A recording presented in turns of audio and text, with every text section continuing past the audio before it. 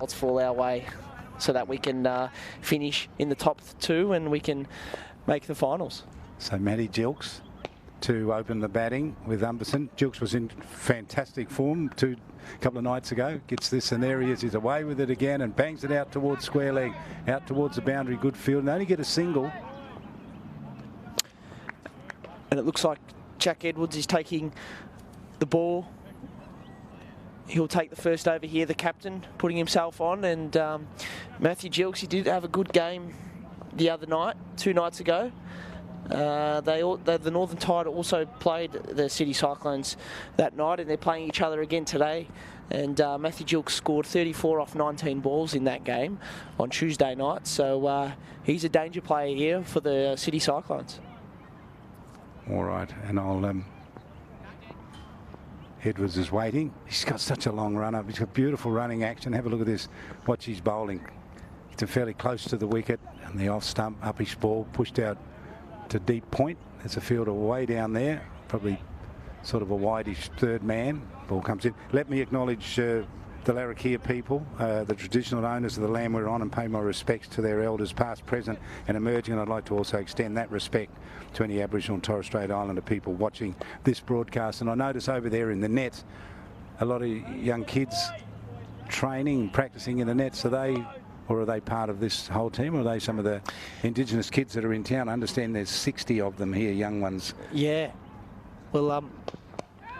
Well bowled there from Edwards. Yeah, that's a little bit, didn't it? Yeah, that looks like that's the Point Cricket Club juniors training over there in the nets. Right. A whole bunch of young kids just doing their regular training during the week, and I'm sure that they'll be watching this game once their training session is finished. Well, I know there's 60 Indigenous kids from all over the territory here for a cricket camp. They're here, so tomorrow I've got to go and have a few words to them, have a bit of a chat to them. Yeah. So I know that, so I'm surprised they're not down here tonight, because this would be good for them to watch. And here comes Edwards, running into bowl again. Wide, fiery ball. Yeah, that'll be good tomorrow night, Charlie. To see all the Indigenous kids, 60 kids, that's a good amount. So plenty on your hands. Yeah. So it's a special project they're working on in the territory to get more Indigenous people involved in cricket. So they're actually working with these young kids. The airport people are involved in it, helping make it all happen. Do you get a bit of lift? That's more lift than we've seen for. What's going on? A bit of rain might have got on it, did it? Yeah, maybe. I don't know if too much rain got on it, but yeah, that did fly past the bat and looked like it got a bit of extra bounce. So good start here from Edwards, and yeah, it is a good start. So just the 1 run, 2 runs rather, or 3 runs. Oh yeah, there's an extra in there as well from the wide. So none for 3, 4 balls gone in this over of Jack Edwards. Captain bowls in, and again he gets it to jump up. Wow, he's bowling some hostile deliveries. Yeah, he is, and it's difficult for the batter to judge sort of what height it's going to come at, because some are sort of just going through at a usual sort of height, but some are kicking up. So difficult for Gilks here, and that's what Edwards gets, bowling from his height and letting the ball go from such a high angle. It makes the bounce uncertain for the batter. So Gilks will be having a good look at this. I like the way he crouches. It's this one, hits him on the pad. It's a good first over. They've obviously done their homework on Gilks. They want to keep him out of hitting some big shots. Yeah, that is a good over. Just 3 off that first one, so looks like the Tide are just going to ease themselves into this game, and they've changed the order with the Tide. They've gone with Austin Umfredson to open the batting. So he's been in some good form, and he'll be looking to continue he's batting and he's run scoring, which he has been able to do in the last few T20s. So Guthrie, the new bowler coming on, he's very handy. He's enjoying this competition. Absolutely, and he's from WA, so bowls at quite a decent pace. So he'll be hoping to pick up a few early wickets here. And the Cyclones are coming off a win, so they're up and about. And I tell you what, we haven't spoken about it yet, but whoever wins this game could go into the top 2 and make the finals. That's right. Both of them have got a chance. And there's a ball on line with the stumps. And nicely behind it, Humphreyston. Yeah, and for the listeners that don't know, the final's tomorrow night. So, yeah. Storm are in there. They're locked in there. Yes, they are locked in. Yeah. They're on 12 points. Yeah. And it's the Desert Blaze sitting in second position who could drop out if one of the teams gets tonight a big win and has enough percentage. They both need a big win. Yeah, really. They do. They probably need, like the Cyclones especially need a big win as their percentage isn't as good. Sliding away at the point. No run. Yes, so they're all in with a chance. That's how you want it. It's a bit like the AFL, isn't it, really? The whole 8 are all in with a chance. So you've got a calculation there, have you? Yeah, and this is the ladder. So the Southern Storm, as we said, are locked in. They're on 12 points, so they're through to the final tomorrow night. And the Desert Blaze, they're on 2 wins. But no, they haven't got a game left. So they haven't got a game left, so they're locked in on 8 points. And it's these 2 sides out there playing today. Here's Guthrie to Humphreyston. And ball that just didn't get up, and he played it on them. Got a sort of a thick bottom edge to it. Got a single. Yep. So the team that wins today will jump up to 8 points, equal points with the Desert Blaze, who are in second position. So they'll be trying to fight for that second position spot on the ladder, and that'll put them through to the final tomorrow night. So at the moment, the Desert Blaze, they're on 8 points and they're on 0.3%, while the Northern Tide are on minus 0.02. So they're going to need at least 33% to jump above them. So they're going to have to pick up the win, the Northern Tide, and pick up 33 percentage points. So and it's even more difficult for Cyclone because they're minus 0.45. So they're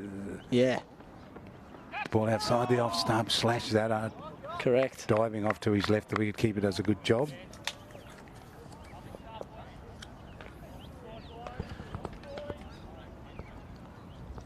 How'd your keeping go last night? Keeping went well last night. Not too many buys, so that was good, and picked up a stumping. And it was well bowled from Connor from Southern Districts. Picked up that wicket. Ball that got up high, and he's hit it over the top of the gully and point, and it races to the boundary, and it's going to go all the way.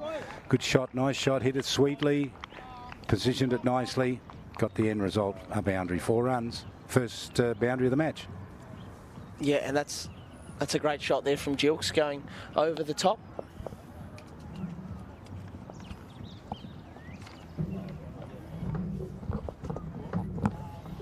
And Waring's the wicket keeper, isn't he?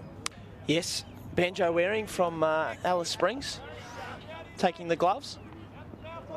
Matthew Gilks on strike here. He's a lefty. Oh, he just, look at that for a shot. That just flew off the bat, didn't it? As the return comes back, still, and they've hit the stumps on the throw. Oh, and they looked excited there. The City Cyclones thought they had their first wicket, but we might get a replay here, and just looked like he might have got back there, Humphreyston. Do you know what you got to do when you run? Don't look at the fielder. Run for your life. Yeah. Just run. That's right. Run hard. Yep. And I think it definitely helps in terms of running and being a bit quicker, not having your head turned rather just having it pointing straight down and running. Yeah. Anyway, he survives. They had a little chat there about that. Gilks on 7. And Humphreyston on strike.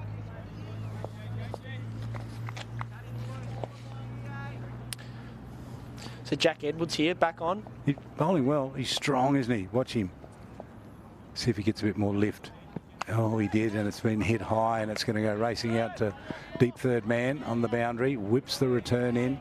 Good throw on the bounce. One bounce into the keeper's hands. That's a good throw that. Landed a couple of metres in front of the keeper and bounced up nice, chest high for him. Yeah, was a great throw and good fielding there because that could have been a 2. So well done for cutting that off, and they're important little runs that the City Cyclones here will need to save. Yeah, as we said earlier, you know, for either of these teams to make it through, they're going to have to win and win by a decent margin. So it's going to be some attacking cricket tonight. Jukes on strike. That seemed to be a slower ball. Hit down to mid-on for a single.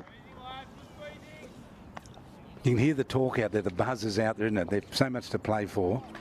Yeah. Because if you lose here, that's the end of your season in this series, isn't it? That's right. You've got nothing to do. You can come down and watch. Yeah, that's right. And especially after these two teams in the one day, as they finish in the bottom 2, right. So they'll be hungry to try and get a bit of a taste of finals. And they've got a sprinkling of good players, haven't they, amongst those two teams? Yep, absolutely. And next in for the Northern Tide, it's going to look like, unless they change their batting order, Jason Sanger. So he's the captain, and he's been in some fine form. So they've got some batting left, and they'll be looking to post a big total here. You'd think over 140 minimum. As we said, they're gonna have to win and win comfortably to get enough percentage to go into that second position and make the finals. So Edwards, none for 5. He's in his second over, and this is punch. Oh, dropped out at mid-wicket, flew to mid-wicket, and chance to catch it. Really should have been held. Edwards looked disconsolate as he walks back. Can't believe it, but that's a big drop there. Yep, and that's probably the only time Campbell Callaway won't be liking the sun is when he's fielding and his eyes are and looking straight into it. Yeah. And as you can see there, it looked like the sun might have gotten in his way slightly, and it's really important these fielders are wearing glasses, especially when that sun is so low. Yeah. Slashes at this one. Big slash. Umpire says no. Umpire at this end, Mark Malmberg, is the umpire at the bowler's end, and he's from Victoria. And umpire John Ganane, the other end, is from Northern Territory. And Mark was telling us that umpire Mal Wood in Victoria is in lockdown. Could be sitting watching every game. He's watching every game, wishing he was here. Mal, we wish you were here, my friend. you could be the umpire in the sky.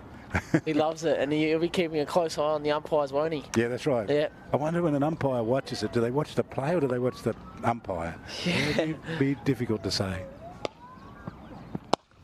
He's hammered this. He split them there over the top. It's not going to go to the boundary. They'll get a couple. They might get 3. They're going to get 2. Happy to get 2 in the end. So they're just starting to open up. And poor old Jack Edwards had the wind taken out of his sail, I think, when that catch was dropped. Might not. They might have a spell. Will he have a spell now, do you think? Potentially, yeah. He might have a bit of a spell here. He's bowled his 2 overs, so might save himself for later on. Yeah. He's a good bowler. He deserves to be the opening bowler. I like the way he goes about business. Let's see what happens at other ends. It's still Guthrie that's going to bowl. So they do change very quickly. Guthrie none for 7 off his first over. None for 15 the score after 3. Run rate is 5. Gilks is on 10. Upperson on strike on 4 from 7. And here comes Guthrie. Running in from that TIO end. Straight down to mid-off. Big hit. Fielder gets across and cuts it off. Not going to get a single. Couldn't pick it up cleanly. So Mumfordson goes up to 5. Score to 16. Here's the replay of it. Didn't get hold of it as well as he wanted to. No, I thought he was going to go through the infield, but they just didn't get enough on it. Might have hit. Do you reckon when it goes like that, you've hit it up a bit too high on the bat? Yeah, it definitely hasn't hit the middle, so either too high and or too low on the bat. So here's the ball in line with the stumps, works away out. through extra cover and out there for 4. Well, through mid-wicket actually, and went for 4 in the end, so it was a good shot. Yeah, it was, and Matthew Gilks, good start here. He set himself a nice little foundation for this innings. 14 off 12. So the toss won by the Tide, and they decided to bat. They did, yep. Guthrie bowling. They'll have to be good in the field, the Tide, when they go out in the field to bowl and take place in the field, because it does get quite dewy out there, and it's a bit better conditions now for fielding. Guthrie, lefty, bowls well, works this out to square leg, right towards the boundary. Fielding out there, return is good. Look at that. Great return. Lovely from Yash there. That was Yash fielding that. Yeah, so we think of those people in Melbourne that would be watching this, and quite a few do, but they're in lockdown. They've been in lockdown for such a long time, and if this cricket gives them a bit of relief, that's good. And so we say hello to them, and our thoughts are with them. We know we've had a taste of that. We don't like it. Yeah. But it's what we all have to do if we want to beat this virus. Yeah, that's right. And yeah, thoughts with them for sure. He lays back and slashes at this. Brilliantly fielded. He laid into that, didn't he? Oh, he did. He whacked that one, and unfortunately, he's hit that straight to the fielder. 1 metre either side of him, and it probably would have been 4.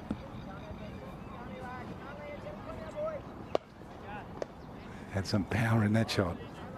Last two balls before the Cyclones can have 5 fielders out here, and Jack Edwards is just making a change in the field, dropping cover out.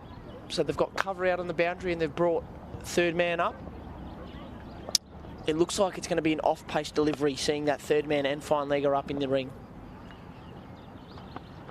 Bowls, and he's gone back and chopped it away for a single.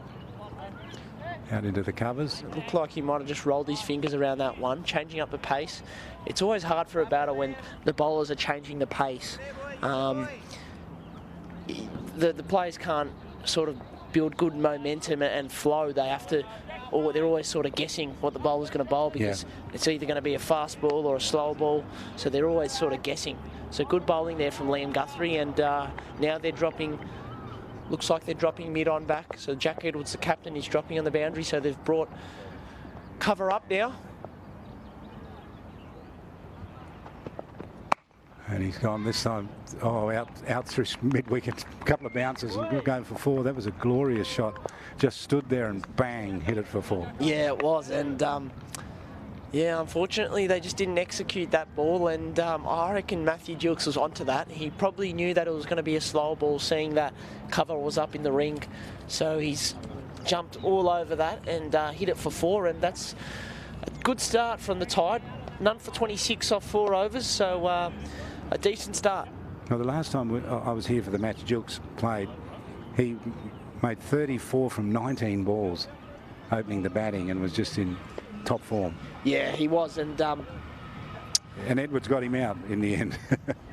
Yeah, he did. And it was just, I think it was a little feather that Edwards got. So it looks like Edwards now is going to come off after his 2 overs. As you predicted? Yeah. He's just saving himself a bit later. And Jackson Edmonston, the right arm off spin, is going to come on now and spinning it into the right hander here, as the sight screen just wants to get moved a bit. And the boys on duty aren't happy about it.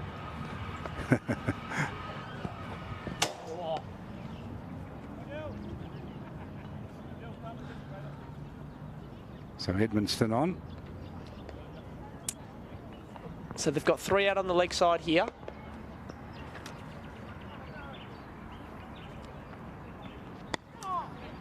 Works this away into mid-wicket area for a single, maybe 2. They're thinking about 2. They're going to take off for them. They're in a hurry and a scurry, and the ball comes in right at the stumps. And that's great batting there from Austin Umpherson. Just putting it in between every single fielder there, and 3 fielders got to the ball, but really good placement because he was able to come back for the 2.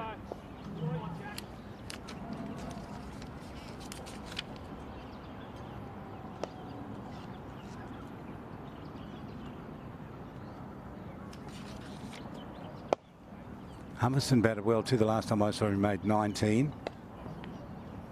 He did, yep. And even the game before, he finished the innings off at the end. Edmonston on the leg stump, and he's worked it around the corner down to deep backward square leg. Handball through for a single. And another beautiful night here at DXC Arena. Not a lot of wind tonight, so the batters are able to hit to any part of the ground, and the wind shouldn't affect anything. As Jack Edwards just slows the game down here, just making sure that everything's all good. Potentially talking about what ball he wants Jackson Edmonston to bowl here. So we'll see what he comes out with.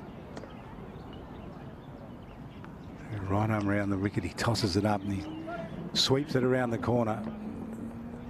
Throw it a little bit untidy. They're always going to be safe. And he did toss that one up, probably a little bit too much because it was a full toss. So these two bat together a bit, Gilks and Humberston. But they certainly back 2 games ago they batted together. Here's another single. So they know each other's game. This is game 8. I think in game 6 that this same game was played, and those two batted together and did really well at the start. Yeah. And well, go chase that. That's gone all the way. That's a big hit. That's a massive hit. That's a 6. Glorious shot. Just stepped into it and just lifted it out of the ground. Absolutely. That was a lovely shot there from Matthew Gilks, and he's hit with the spin as we see the replay. Down the wicket he goes. That's just a superb shot over cover. You can see the deep extra cover just... He's been bowled around his legs, I think. Is he? Looks like it's a stumping. Stumping. Might be stump. Was it a stump? Yeah, it was. Given out at the square leg umpire position. So stumped and out for 26. And great keeping there from Banjo Waring to get that massive stumping to kick off the Cyclones here. And they've picked up their first wicket. So good piece of keeping there, and very well done there from Banjo, and well bowled to Jackson Edmonston there. And as we saw Edwards go up to Edmonston 3 balls ago, and he might have just passed on the message to slow the pace down and toss it up. Yeah. And you can see there that he's done it again. Even after being hit for 6, Jackson Edmonston, he's backed himself in, backed his plan, and still gone to toss it up, and he's picked up a massive wicket. So that's brilliant. I didn't see. Have we seen the did we see the replay? Haven't seen the replay. Not sure. I was making notes, but Sanger's the incoming batsman. Yep, Jason Sanger. It's going to be a big innings for him. This is very important, and he's going to start at the non-strikers end, it looks like. But Jack Edwards coming on now for his 3rd over, so attacking early. And the thing that the Cyclones know is they know they have to win, and win by a fair margin. So they're going to be playing attacking cricket. Just saw the replay then, so he tried to paddle it and fell over. Yeah, and that back foot just fell out of the crease. Boom, on your way. It's a bit unlucky, you could argue, isn't it? Yeah, of course it is. Yeah. I mean, we're laughing with him, not at him. Yeah.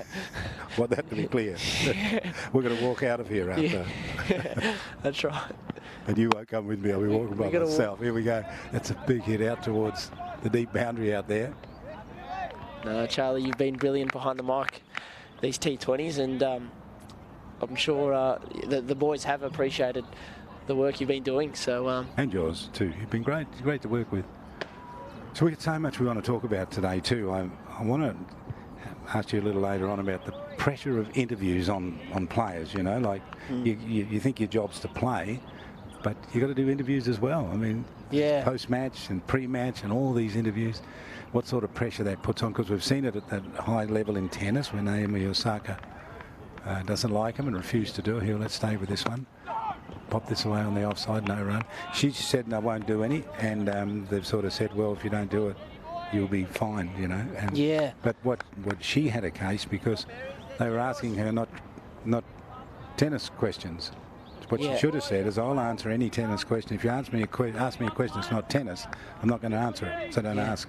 That's all she had to do. Yeah, it's a really interesting discussion, and it's sort of the role of the journalist to be asking the right questions. They've got to understand who they're interviewing. Yeah.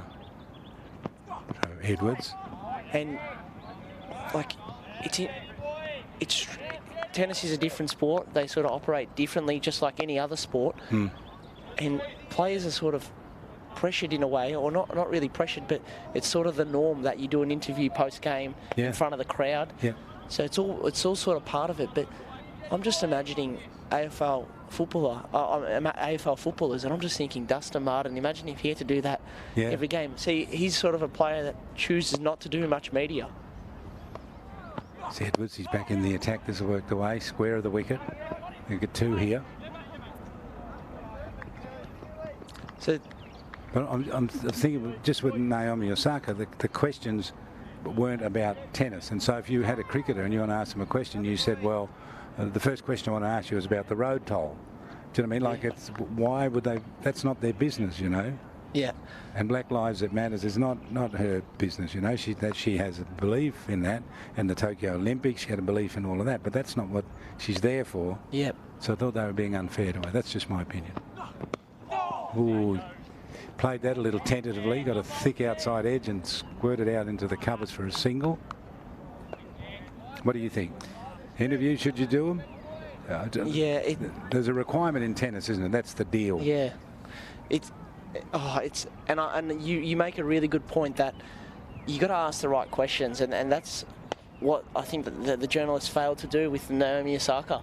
And yeah, I just think it's not really her fault. It's what she wants to speak about and what she's able to talk about that she'll feel comfortable with. And I'm sure she's done plenty of interviews before, so she can clearly do it. Yeah. But for some reason, she's changed her mind, and I haven't followed it extremely closely and listened to every single interview. But if the questions are going to start to go off topic and a little bit towards something else that she might not know about, or any athlete, it might put off the athlete. So it's sort of a bit of a lesson there for any journalist that's going to ask questions. Yeah, but she's a fragile human being. That's a fact, and you know, and we've seen her cry many times at interviews, and I reckon journalists park that away and think, well, if I can make her cry, we're going to get a big story here, you know, because that's nonsense to be approaching an interview like that as an interviewer. Yeah, that's correct. So anyway, we've done that. We've done enough of that. We'll get back to the cricket. 1 for 41. 6 overs gone. Current run rate 6.83. Sanger's got 3. Upperston 11. The wicket to 4. Jilk's out for 26 off 16. To the wicket, to the bowling of Edmundston was stumped. New bowler on. Just to relate it back to cricket and this tournament, the players have done superbly in the interviews post-game, and Olivia from NT Cricket, she's done a great job asking the questions, so it's worked superbly. Well, you know Olivia's not going to ask you a question about the road toll or cane toes or anything. Yep. It's diving catch. And that's a brilliant catch. That's a brilliant catch, running with the flight of the ball coming over his shoulder.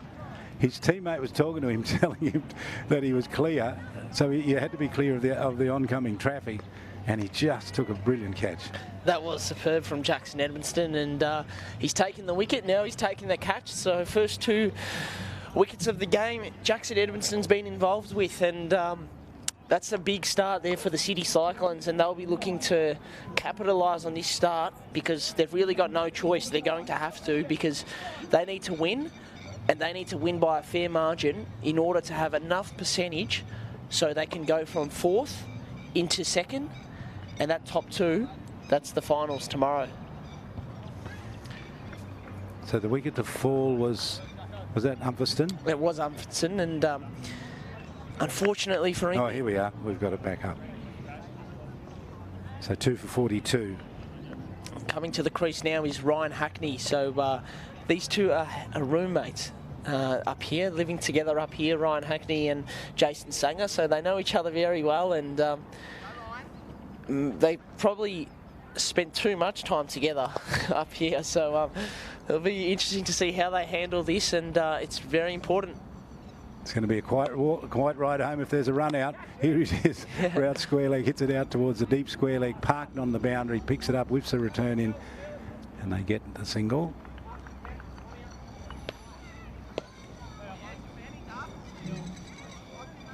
So Sanger on strike. They get 2 out. They must have got 2 from that, because Hackney hasn't got a score yet. I think. Oh no, I see. Yeah. And Ryan McElduff now with the ball.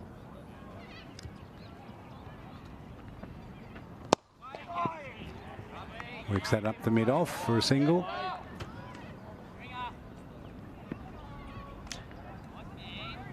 It's a very important stage here of the game for the Northern Tide.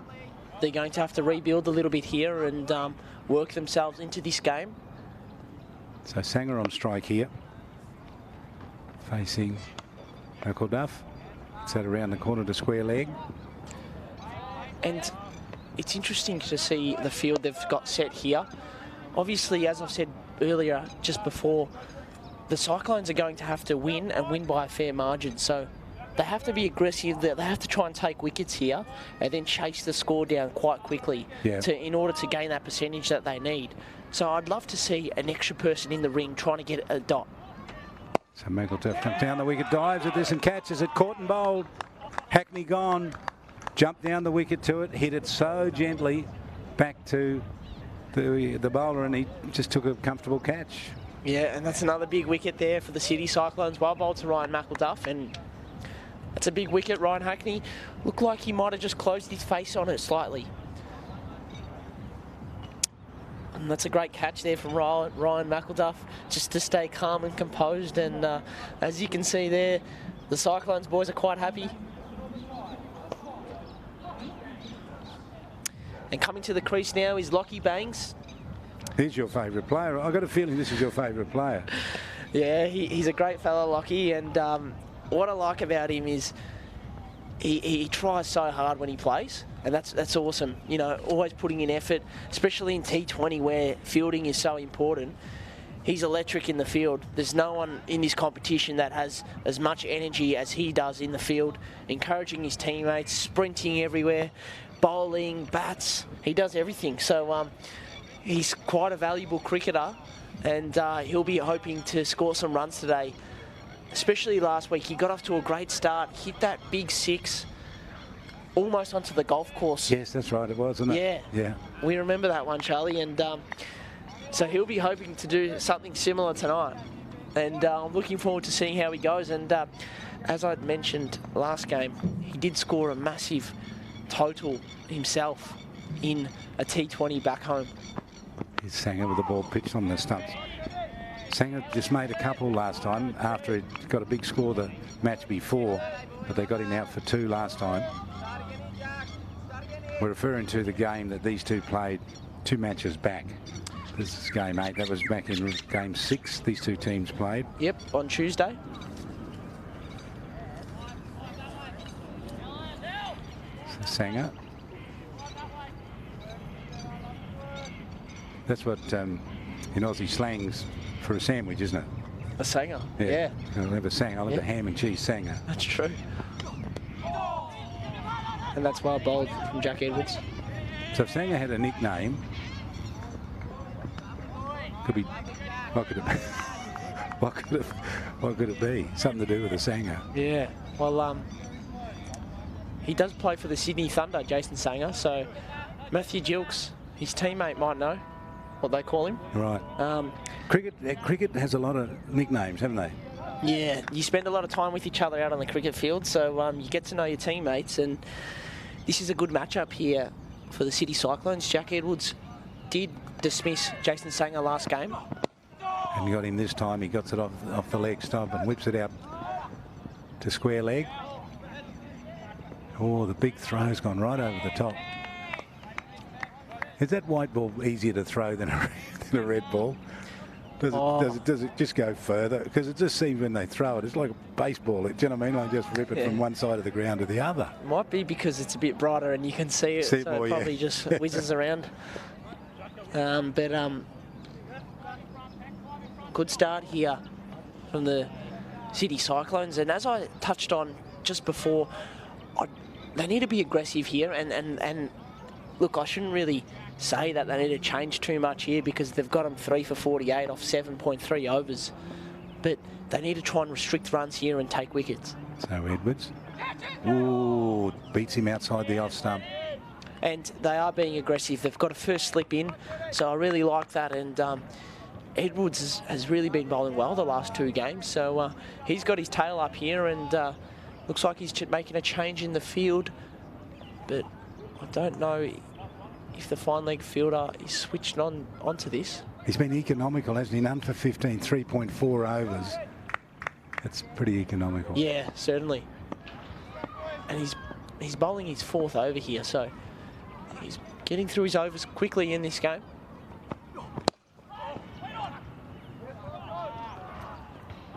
There we go, no runs in that. So Bang's had a nickname, he'd be Banger, and so to be Banger and Sanger batting together, wouldn't it? Do you reckon? Bangers and mash. So Bang's on 2, still hasn't scored. He's faced a couple of balls. Sanger on 9 from 10. Wickets to fall. Gilks for 16. Hackney for 1. And Umpeth and the other one to get out.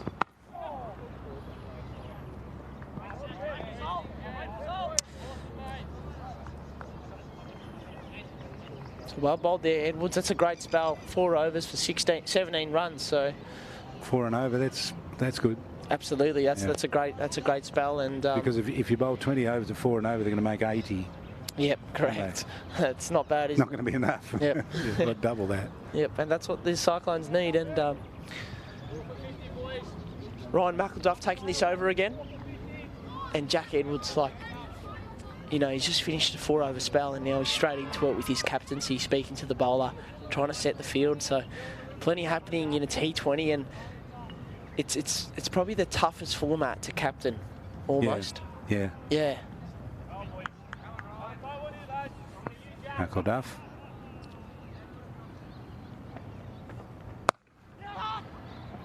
All worked away. All the way out towards the boundary, almost. Good fielding out there, sliding along inside the rope and rips the return back. Lockie Bangs scored. He's good in this format. He's an aggressive player, and in a T20 game back in Victoria Premier Cricket, he scored 81 off 31 balls. So certainly has the potential. What about those figures of McElduff? Look at that. This is big. This is coming down to where we are. Fielder running in from in front of us, gets underneath, too far underneath, went over his head, and he didn't get a hand on it. That was Garg. Tush just running a bit too far forward there, and the ball's gone past him. I remember many years ago someone telling me, when you run for a catch, run to where the ball, don't run with your hands out. Run to the ball, and when you get there, put your hands out. Yeah. Because you can't run with your hands out. And that's a good point. That is a good point. It was hit well, but didn't beat the fielder. So Bang's on strike here, getting a little impatient. Beaten by a good ball. Good ball, McElduff. 2 for 8, 1.4 overs. Stunning figures. Yes, certainly, and the Tide are now in a situation where they're just trying to score some runs, really. Shorter ball, this time he hits it away. Out towards covers, deep cover. And where did it finish? It finished up down a fine leg somehow. The other end of the ground, I'm not sure how. It's a tricky situation here for the Tide because they want to post a big total, but at the same time, they're in a situation right now where they can't afford to lose too many wickets and be too aggressive. Lead forward. But, you know, the way to build an innings, in my opinion, would be to work the singles. That keeps the pressure on the opposition. You keep moving around, you know, the different sort of thing, and then you start to build, and then you... Yeah, that's right. Then you go for the big hits. Yep, midway through. You're right, Charlie. It's easy you're sitting teaching here. me. You're teaching me there. Because it's easy sitting here. Yep. You're spot on. It's about building it up slowly, rather than taking the big risk. Well, you control the game if you're playing, you know, like looking for singles all the time. That's right. But if they're tying you down, then the opposition, you know, the bowling team controls the game. Anyway, Bangs on 6, Sanger on 9 in the 10th over. 3 for 54. That's not enough. Got to have, I think you got to better than that when you get to 10 overs. Will they have a break tonight? There's a bit of humidity here, some cloud. Yeah, I think they might. And yeah, as you said, not enough runs, slightly behind, but they're working themselves into this game slowly. So they just need to stick at it here, and as you said, just rotate the strike. But Lockie Bangs, his sort of natural game is always a little bit on the aggressive side, trying to score. He's a boundary hitter, so it'll be interesting to see how he approaches this. People like to see balls getting hit to the boundary. That's a wide. So this is Garg. Don't know too much about him. What can you tell us? Plays for the Nightcliff Cricket Club up here in the Northern Territory, and he's coming back from injury here. So I think this is his first game back from injury. So difficult situation for him. Obviously bowling his first ball in a while in the game. So first ball is a wide. So the tide can put a bit of pressure on him. Yeah, wide again. He's actually bowling those out the back of his hand. Yeah, it's difficult for a bowler, and especially when you haven't bowled in a game for a while. So a little opportunity here for the Tide to capitalise and try and put a bit of pressure back on the City Cyclones. I don't know what it's like as a bowler to come back and bowl after injury, but I'm sure everyone can guess that it's not easy. So, well, if he's been out injured, his confidence would be just a little, and he's dropped a catch, so his confidence would be down. You could attack him now. Yeah, that's a better ball. And he is getting a bit of swing there, so that's the positive for him here. And he is quite a good bowler. He bowls at a decent pace, and he has had a good tournament. He did play at the start in all the one-dayers, but he had a little hiccup along the way. Not that, just a few weeks ago, where he had to be out for, I think it was just a couple of weeks, about maybe a 3-week injury. What sort of injury? I'm not exactly sure. Oh, okay. But I think it was his shoulder. Right. Yeah, it was his shoulder. So here's Bangs on strike, 6 from 9. Garg bowls to him outside the wide outside the old stump, and they'll get a single. Good single there.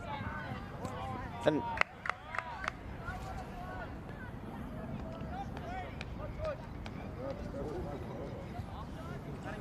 so in the T20s, you don't see those close infielders like the silly mid off and silly mid on, you know, those close in, short, square leg, bat pad, you know, all those ones.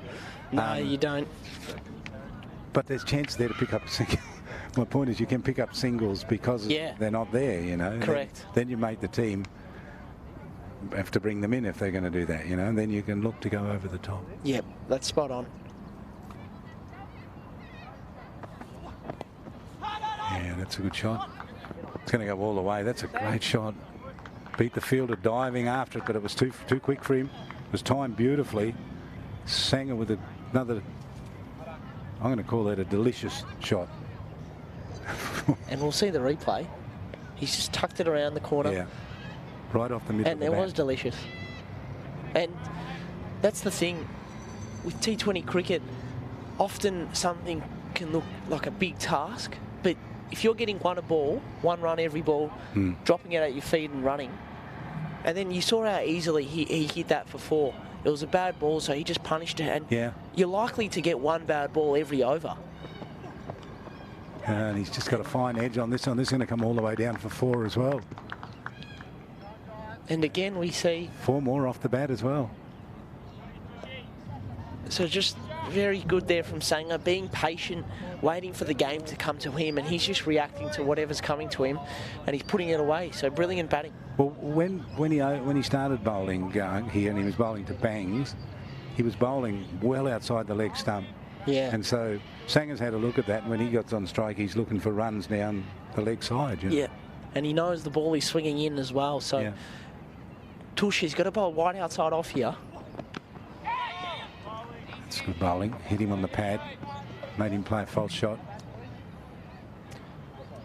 The pendulum of pressure swings, doesn't it? From batting to bowling. It's never stagnant. It just doesn't sit there. Absolutely, and he can change so quickly. As we saw there, 2 4s in a row. And straight away, the momentum of the game and changes. So we'll see if they take the break here after this ball. 12 off the over so far. So bangs on strike. So back down the wicket. Played it defensively in the end. And now let's see. Now normally they would take a break. Are they bringing some water out? Let's have a look. Looks like they're just going to continue play here. Well, the humidity's not like it's been in the last few days. We've had a little bit of rain. There's been some cloud cover and it's a bit cooler, isn't it? No, it is a lot better tonight. Not as hot. How was you played last night? What was that like? Yeah, it wasn't too bad last night. It's definitely not as humid as earlier in the week. But it will get dewy later on, though. I'm sure it will, as it has most nights. And that's where it becomes difficult for the fielding side to control the ball and stop themselves from fumbling. Geldof bowls, hit away on the offside. That's out towards the boundary. It's going to go. No, it's not going to go all the way. Here comes a return. And if you are in the Northern Territory right now, watching this game on TV or on your laptop, maybe watch a few more overs and then come on down to the game, because it's a superb night. And when that sun goes down and the lights take full effect on the ground, it's a beautiful sight. So certainly worth a visit if you haven't yet come here for one of the games. Because they were saying about Darwin is nothing's any more than about 10 minutes away. You know, and everything is just within 10 minutes. No traffic. Really. Tosses this one up. Played it well. Straight to the fielder. Yep, we'll get down here nice and easily. But I think Sanger's just creeping along. Look at that score, 21 from 16. You don't notice it, do you? I mean, he starts off really steady and then he works his way. Yeah, and if you take out those 2 4s that he hit just around his legs, he would be on 13 from 14 balls. So just 2 bad balls, and he's scoring well, and that's the difference. That's a good shot to deep mid off.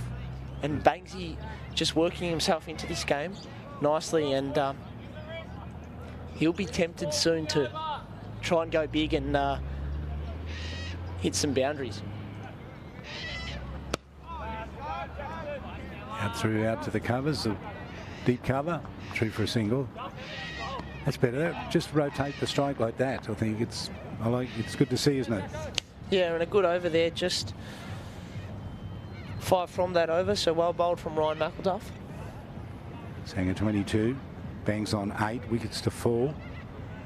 Jilk's out for 26, Hackney out for 1. How many did Umpherson make? Have you got his score there?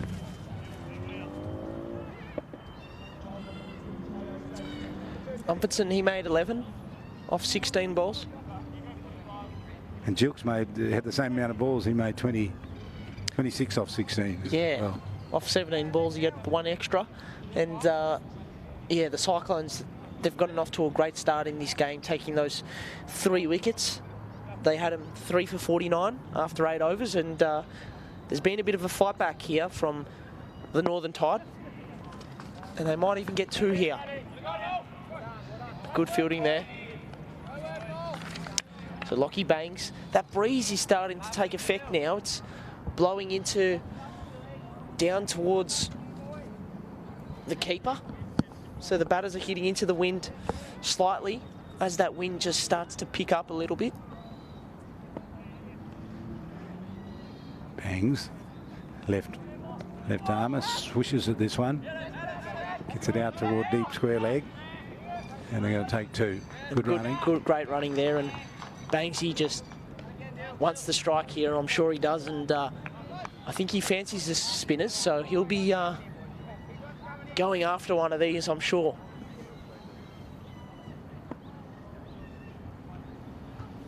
Hunter clutches the ball to his chest. Now he's had a big go at this. That's gone a long, long way. That's another big, massive 6. And that's a lovely shot there from Banks. He did this the other night, didn't he? He did. Exactly same thing. And he's gone for that.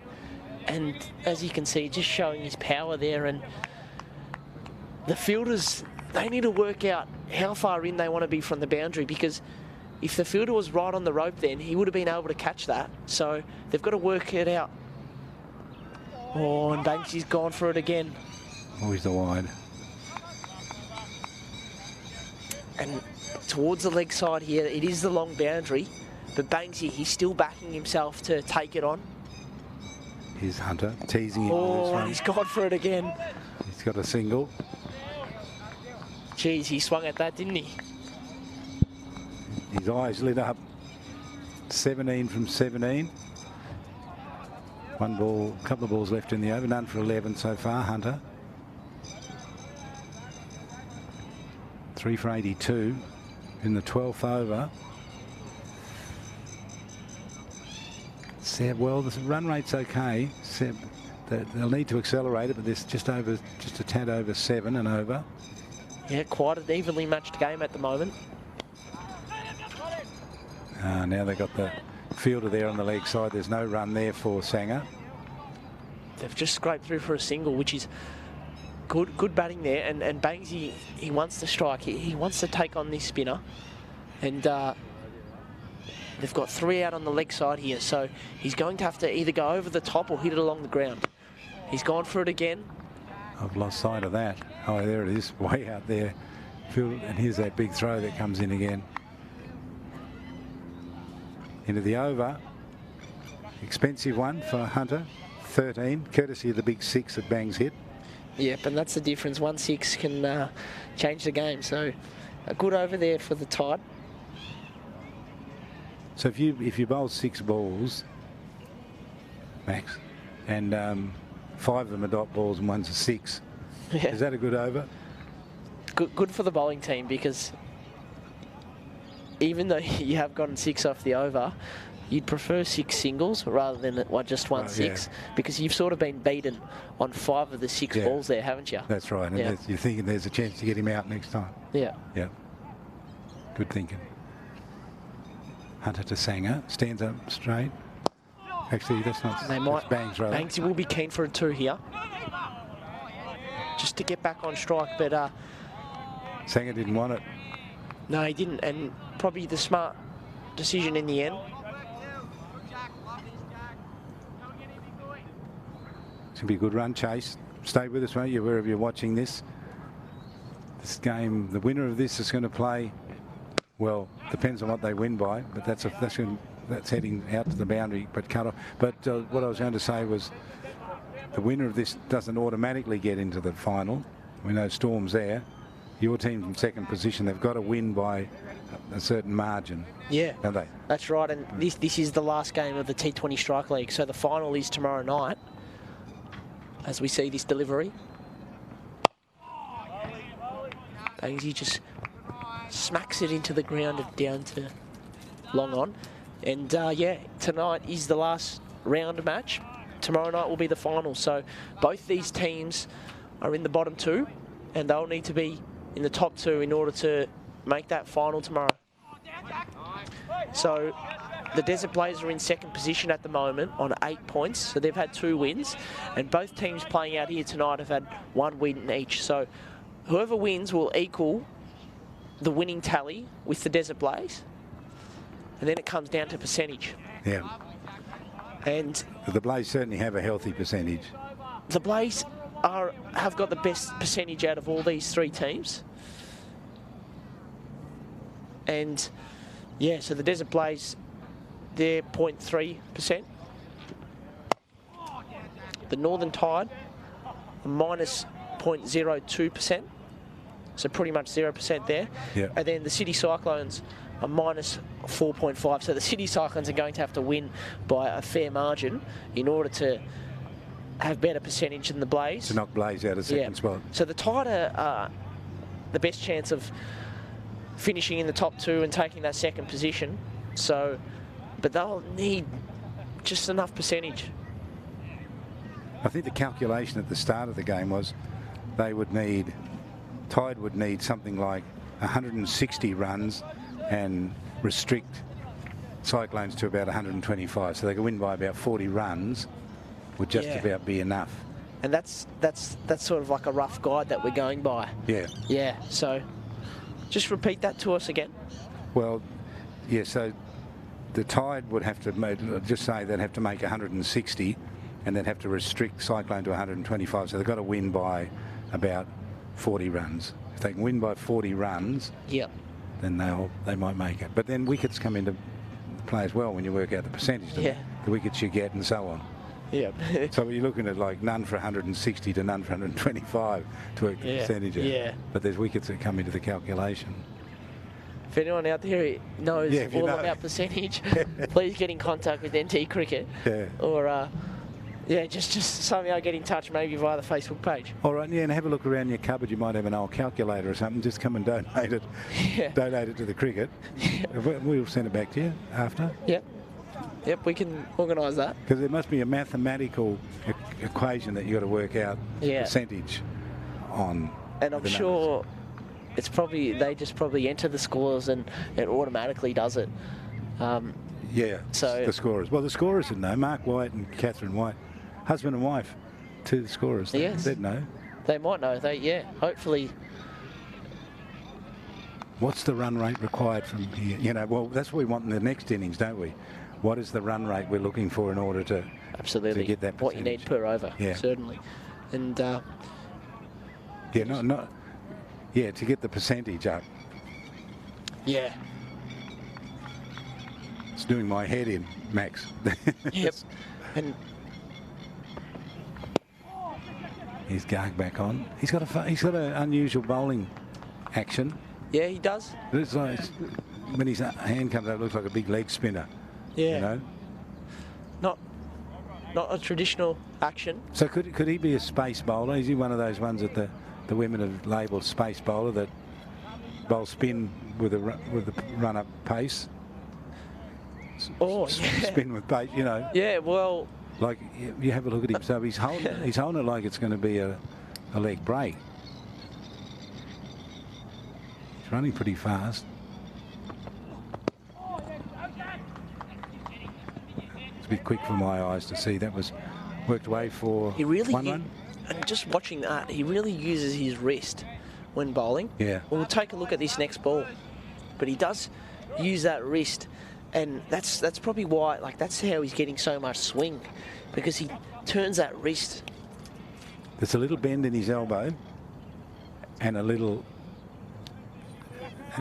it's like the hand is cocked with the ball, you know, to come out the back. Yep. And we've just received the message here from the headquarters at NT Cricket that we will be getting an update on the situation with the ladder. Oh, great. Oh, that's good. Yep.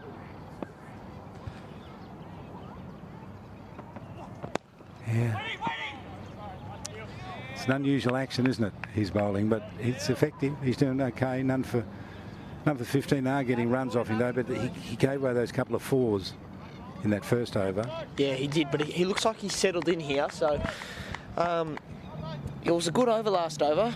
The Cyclones restricted them to 4 runs, and it looks like that's continuing here. Just 3 off the first 3 balls in this set.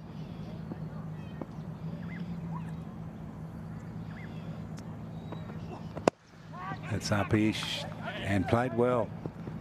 And he slipped over, just slipped over at the crucial moment and got away from him and went for 4. So Banks can count himself a bit lucky with that. He has hit a glorious 6, but that 4 was a little bit lucky, but 4 nevertheless. Yep, and that's he punched it well. Frustrating for the bowler, but what can you do there? As he just slips over, unfortunately. Pretty unlucky. What sort of boots do they wear here? Have they got? Well, it's funny you mentioned boots, because they just wear these sharp spikes, but our coach at the Desert Blaze, Ronnie Andrews, he he was, as much as he was joking about it, he was also being quite serious about players wearing boots when they do go out into the field the next game, because everyone was slipping over. So we came off after the game and he's like, all you guys have to wear boots next game because you're falling over. You can't field in the spikes because you're just slipping over too much. But because of the dew. Yeah, dew. That's right. Yeah. Yep.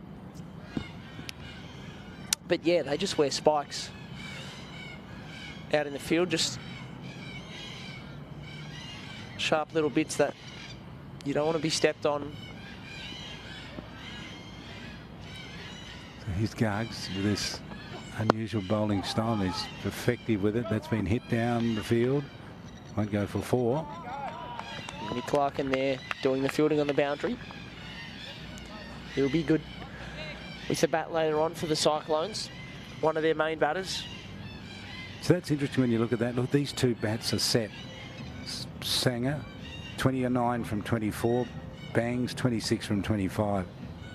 They are, and the power surge has been something that everyone is still sort of learning, I think. It's very tough. No one really knows what the best thing is when using that power surge, and everyone's got sort of different ideas with it. And it's going to be interesting to see when they take the power surge here, because there's 2 batters in at the crease here. They're both sort of ready to start scoring. Jason Sanger, he's the captain and he's out there. So he's obviously controlling it with Bangs, and they've decided to just hold it off. Oh, that looks very close. That looks very close. Umpire has a look, is unmoved. Strong appeal. Umpire Malmberg from Melbourne. Maybe outside leg stump, do you think? Just outside leg? Yeah, potentially. He's opened up the stumps there. Dangerous to do. So these two between them have made 55 of 49 balls.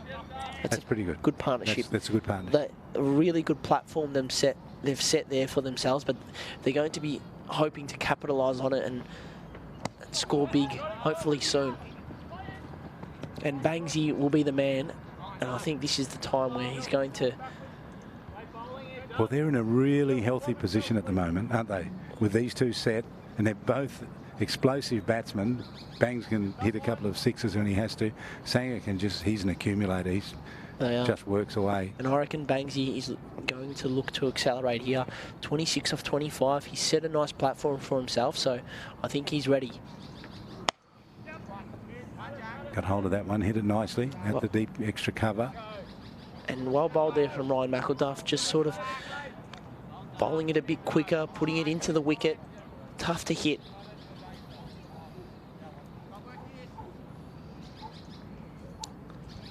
Just 2 off the over so far. Do you remember Kerry O'Keefe when he played and when he was commentating? He had that funny laugh. Yeah, I certainly know about his commentating. I've been able to listen to plenty of that over the last few years.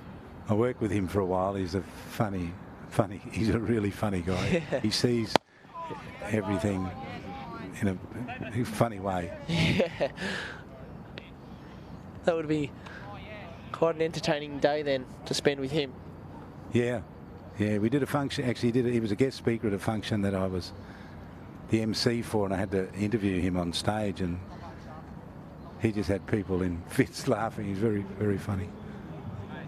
And it looks like they're going to be taking the power surge now.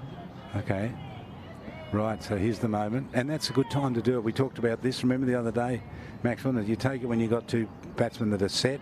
Yep, that's right. And don't leave it too long because they'll lose a wicket. Then you've got a fresh batsman and there's no value really. Yep, that's spot on. This is a good captaincy here. The captain makes that decision, does he? Yep, he would, and it looks like he might have been receiving a few hand signals as well from the boundary, just to assure him of his decision that he should take it. And they probably could have taken it in the last over, but luckily they're still out there batting. the last over, they sort of lost a little bit of momentum, just 3 off that last one. But now they'll be hoping to really capitalise now, as there's only 2 fielders out on the boundary, and Dylan Hunter, it looks like he'll be taking this first over of the power surge, and he got hit for 13 off his first over, so they'll be looking to continue that and try and even take a little bit more off this second one. It's a risky move. The 100's up, 3 for 100 off 15 overs, run rate 667. That was up to 7 and a bit over 7 for a while. It's dropped back, as you said, from that measly over, dances down the wicket. Oh, hits it there, beat the inside field, rolls out towards the boundary and goes all the way. And that's a good start there for the Northern Tide in the power surge. You always want to start your power surge as well, I think. You never want to lose a wicket early on in the power surge, because it just puts a dampener on it, and it can really slow down the momentum, especially if you get a new batsman in the crease just trying to face their first ball. The next one, and again Sanger hits it out into the covers, off for a quick single. Yeah, and they're contrasting styles, both these batsmen. Sanger's more, he's fairly elegant the way he does it, and he looks for the gaps and works his way. But Bangs is like ready to explode any moment. Yeah, like he'll just. And it's a good combination, because one is aggressive and one sort of just keeps the innings flowing. So they complement each other well. And you can't just have the same feel for both of them, really, can you? Yeah, that's right. Yep. So Hunter going, he's changing, going. I think right arm around the wicket now. It'll be Bang. What would Bangs be thinking here? He's on 27 from 26 balls, batting well. Yep, I think he's looking to score here, and I think he's going to aim straight with mid on up. Pitched on leg stump, he had to jam down on it. Didn't get the single. And Bangsy, he'll be keen, and they've just got the deep mid-wicket out, and they've got a backward square leg on the boundary as well. He's a powerful hitter of the ball. There he goes. He gets into that one. Hit it through the gap. Fielder out there deep. Good fielding out there from Jackson Edwardston. Just keeping it to 1, so that's brilliant. They're going to need to field well. Very important in this format of the game, as we saw the slip over there and a drop catch earlier. So it's quite important that you're taking your chances in T20 cricket. Hunter bowls a full toss, and that's a big hit. A chance to catch. That's gone all the way. You can catch that out in the car park. Almost. That's a big hit. Yeah, not the right ball to be bowling, and Jason Sanger all over that as we see the replay. He swung hard and got it over the rope. A good shot. And that's 42. Gee, he'd be high up in the, the runs scored in this tournament, wouldn't he, Sanger? Yeah, certainly. And as you see there, he's just put that one over the point fielder, and it's gone for a 4. So another big over there. But that's the mark of Sanger, isn't he? I mean, he splits those gaps, and even that one that he hit high, he hit it over the top of the fielder's head. Yep, and he was clearly aiming there to go over the top, and not the best over there. So he's asked for, what's he asked for? He asked for some gloves or something? Yeah, wouldn't be surprised if he hasn't changed his if he changes his gloves there, because the hands do get sweaty. Yeah, I think he got some gloves. And as we see there, well, they both did. Yep. 3 off the over before, but in that power surge over, 16 off it.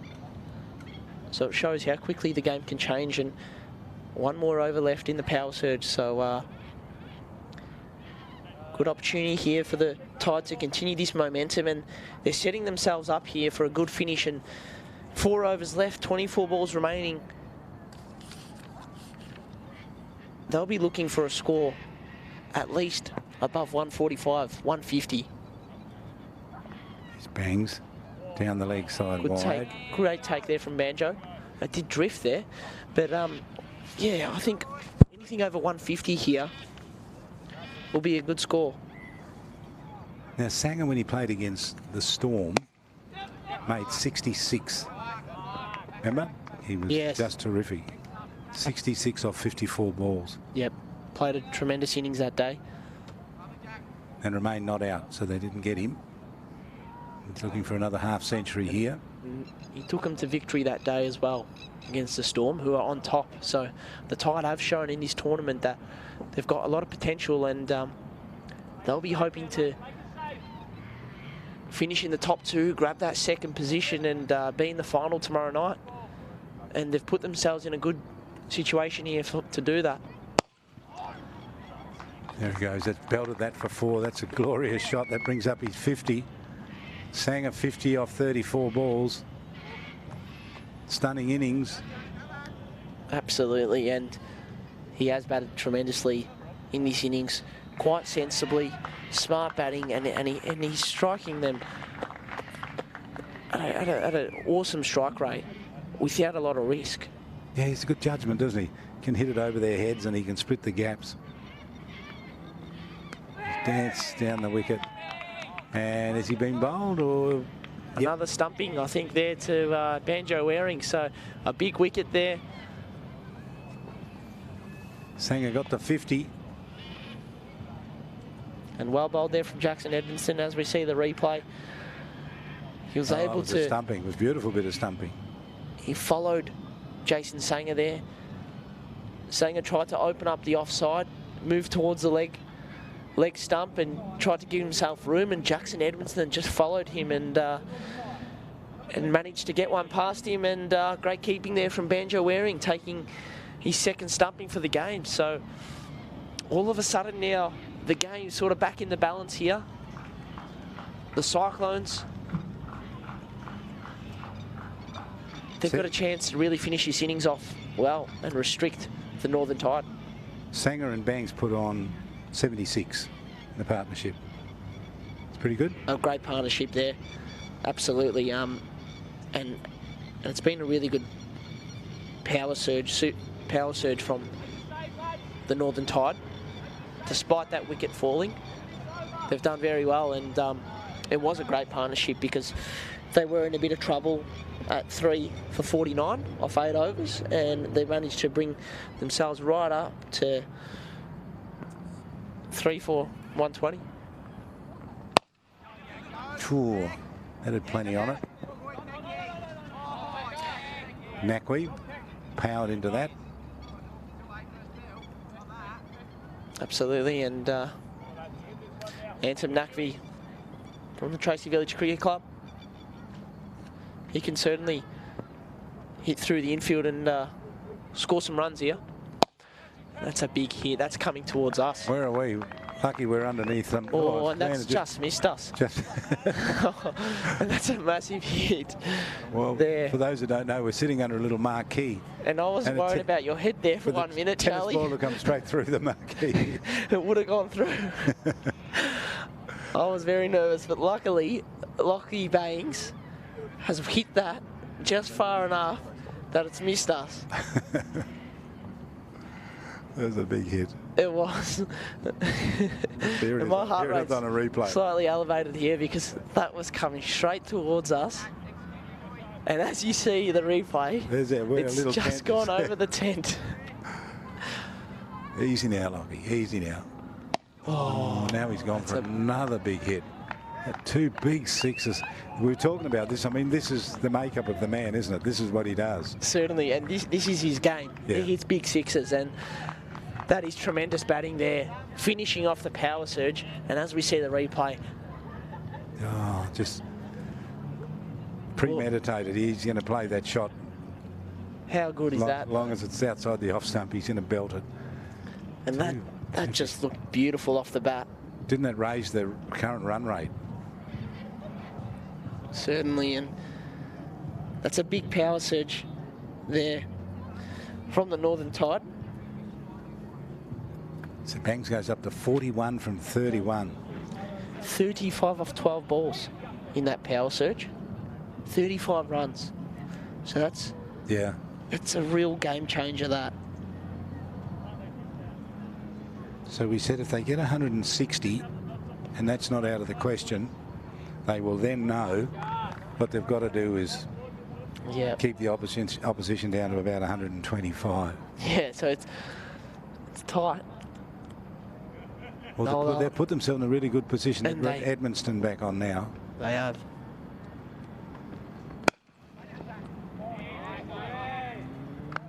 Good go-to man, isn't he? Oh, is it Guthrie? It's Guthrie. Yeah, Guthrie's back on here, and yeah, it's Guthrie. Yep. He'll be looking to change his pace here. But I don't know. He might even go for the quicker ball because fine leg and third man are on the rope. So he might even try the short ball as well with deep squared out on the boundary. We'll see what he goes with. So he went for 9 and over in his 2 overs for 18. Oh, that's the quicker ball. Well bowled there from Liam Guthrie, and that looks like a pretty fast delivery. Edwards talking to him. And as we saw there on screen, Jack Edwards and Nick Larkin at mid-off and cover, they're going to be hard to stop when they're batting. Yeah. So we're in for a good game. We are. So we're in the 18th over. McVie on 1, and this man here banks on 41. Gets this and he belts that too. That's another big hit, and it's going to go all the way. It's another 6. He's hit 3 6s. 4 6s now, isn't he? The umpire's signalling 4 there. Oh, let's have a look. So can we see that on a replay? It looked like a 6. It looked like 6 from here, but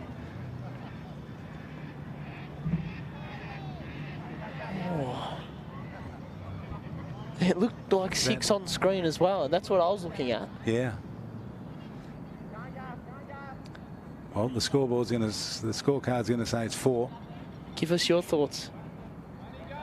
Go on Twitter, tag the NT Twitter page, and let us know what you think.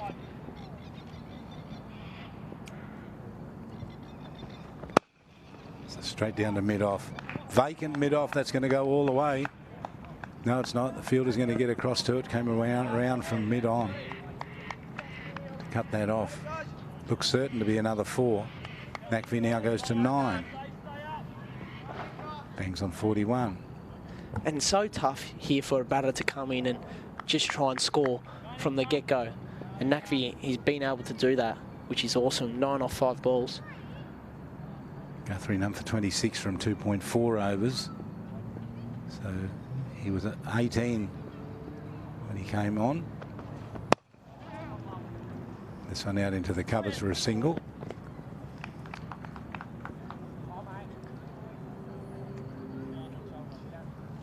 One more ball in the over. A good over so far, 9 off it. So, well, he's consistent because he was 18 at the start of the over from 2 overs. Yeah. Yep. So we've got 3 9 runs scored overs.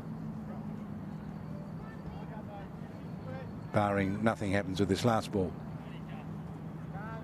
It's the way this man's batting, it could go anywhere. Absolutely. And Jack Edwards just sorting out the field here. So they're going with a fine leg in the ring. And they've got deep square leg, mid wicket out on the boundary, and long on, covering mid off up in the ring. Oh, brilliant fielding, absolutely brilliant fielding. That was 4 all the way, wasn't it? And you can see even the opposition players clapping that, sitting on the boundary there. Tremendous fielding. Cut off a certain 4. So none for 28, Guthrie, from his 3 overs. And 8.06 the run rate. We've bowled 18 overs, so 2 overs to go. And they've gone past 140 to the 145. And just to clarify, the ladder and the ladder is based off net run rate. So that will determine who finishes on top if the teams are on the same amount of wins. Yeah. It's net run rate. Right. Not percentage. Oh, okay. Yeah. And that's gone for another 6. That's a beautiful hit. See, Nakvi's a good striker of the ball as well. He's the perfect batting partner, isn't he? Oh, was that Bangs? That was Bangs again. Just straight out of the middle of the bat. Yeah. And he's capitalised on anything that's slightly short there. Here it is. Outside the off stump and belted. And Bangsy almost getting to 50 here, 50 runs here, and he's batted superbly. And this could be a dangerous last 11 balls here. He'll be looking to go big, and as we see the field, they've got people on the rope, but he can go over the rope. Let's come down to where we are. And that's gone over the rope yet again, and another superb shot from Lockie Bangs. Well, I was ducking and dodging for that one. It was coming straight for the commentary box. And a wonderful 50 brought up from him. Hitting balls everywhere, scaring people. Tremendous batting there from Lockie Bangs and doing a great job for his team. Well, it's the most explosive innings I've seen in the matches I've been down here for. Absolutely. He is just clearing the rope and at exactly the right time for his team when they needed it. And he's after it again. And he kept this down. And good change up there from Ryan McElduff. Bowling a bit quicker, which is harder to hit, harder to get under. That's a better ball to be bowling. Try and get them in there, bowling that Yorker. It's very tough to hit. So Bangs 55. What a stunning innings. 35 balls. I think there's at least 4 sixes in there, wasn't there? Yeah, maybe even. And that's... This is Nakvi's hit that for 4. They're just continuing. Well, they're laying it down here right now, aren't they? They are, and they're really just punishing the Cyclones here. Anything loose, they're putting to the boundary. And that's setting this innings up quite nicely. And as you see the score there, it's crept up to 162, which is superb.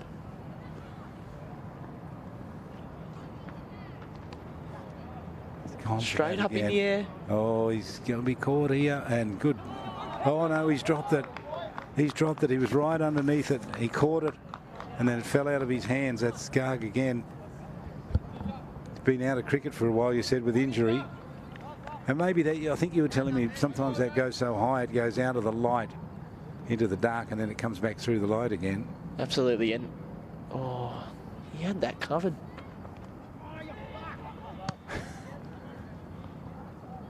Single. And so this is the 19th over, so one more over to go, and that score is looking very, very competitive. 165. So we knew when we came here that if a team made 160, that if Tide made 160, they would know they would have to keep Cyclone down to about 125 in order. Correct. Yep, that's spot on, and they're already past that 160, so that'll give them a few more runs to work with. So 1 over remaining here.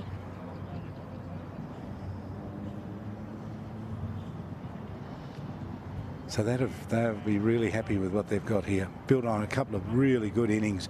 And let's not forget Matthew Gilks, who came in and hit that sparkling 26 at the top of the order. Yep, really got the innings going, and they've just been able to continue that through Jason Sanger in the middle. Sanger with a 50. Yep, and now Lockie Bangs just steering the ship at the end and just smacking the ball out of the park, really. It's been very impressive from him, and putting his name in lights here.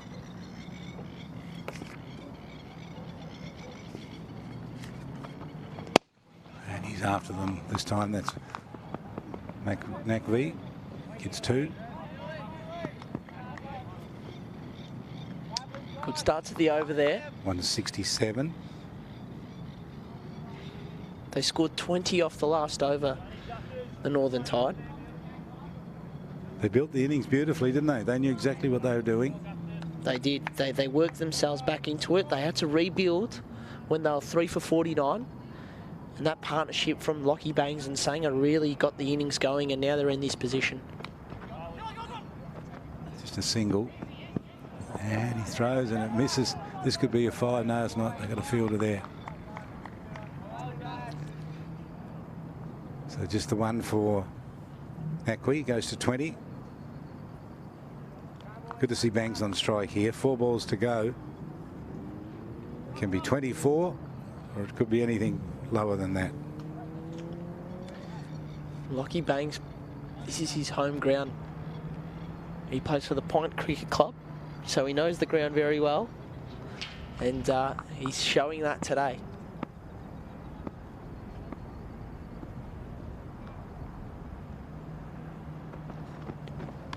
That might be a wide.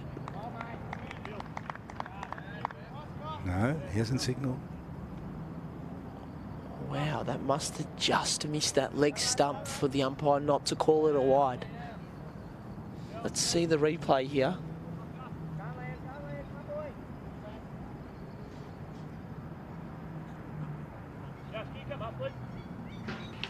No, we're not going to get it, I don't think. As we see a field change here after Lockie Bangs attempted to play a ramp shot there. Jack Edwards dropped to the boundary at fine leg, and they've brought third man up, so we'll see what happens here.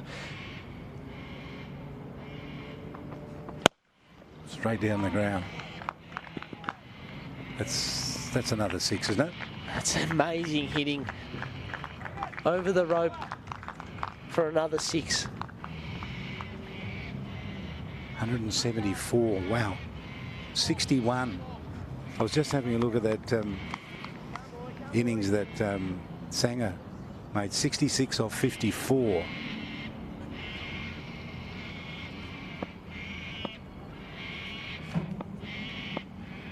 But Banks looks as though he's going to at least draw level with that, if not pass it by. There's full toss. He hits it down to fine leg. Gets the single.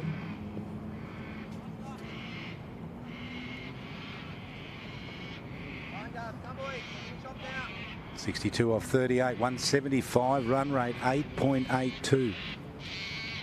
That's a big ask here. And Lockie Bangs has hit 6 sixes this innings, putting on an absolute show here today at DXC Arena. Superb innings, and Nakvi has been superb as well, finishing off this innings. Last ball of the over.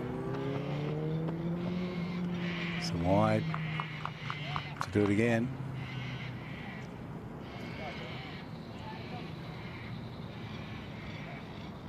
.176. So let's say hello to that umpire watching in Melbourne too. Mal Wood, we know Max said he watches all the time.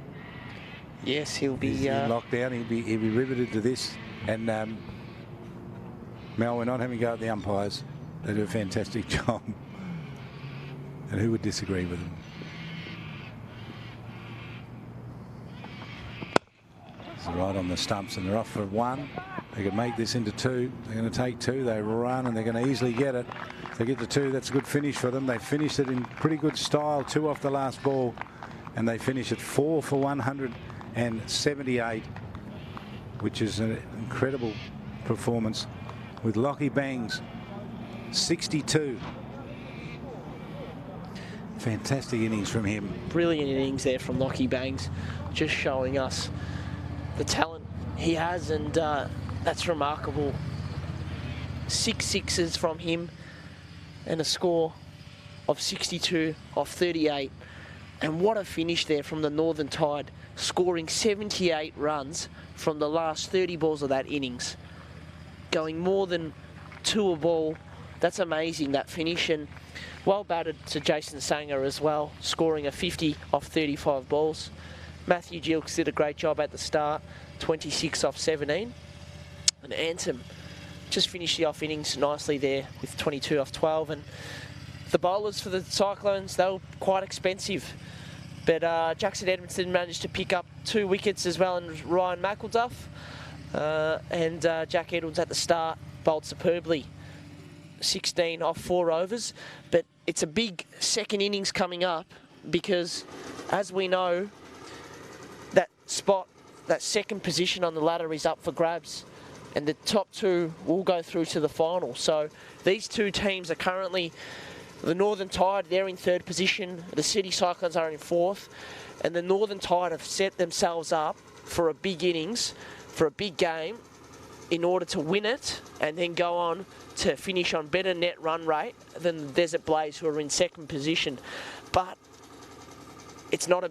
It's a big task to ask of for the City Cyclones. But with Jack Edwards in that lineup and Nick Larkin, 2 big bash batsmen, that's going to be a challenge. They'll be more hungry than ever to get, and they'll be rubbing their hands together right now and itching themselves to get out there, because they'll be very keen to try and chase down these runs, and they're certainly capable of doing that. So a big second innings coming up, a big run chase, and one not to miss.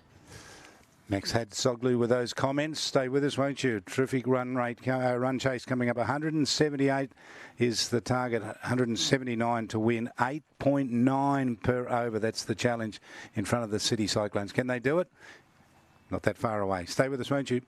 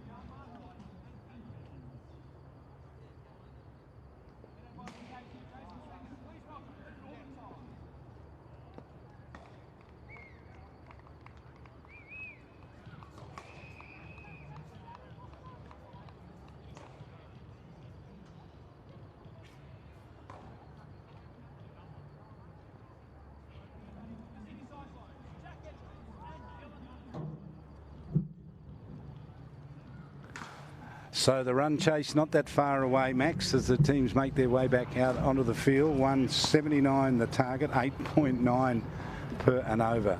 They'll be chasing here, the City Cyclones. Can they do it? Well, who knows? They're going to have to if they want to get that second position on the ladder and play in the final tomorrow night. The big final coming up. Not far away, just tomorrow night. So it's a big total they have to chase. 8.9 and over required, as he said. So that's a big task.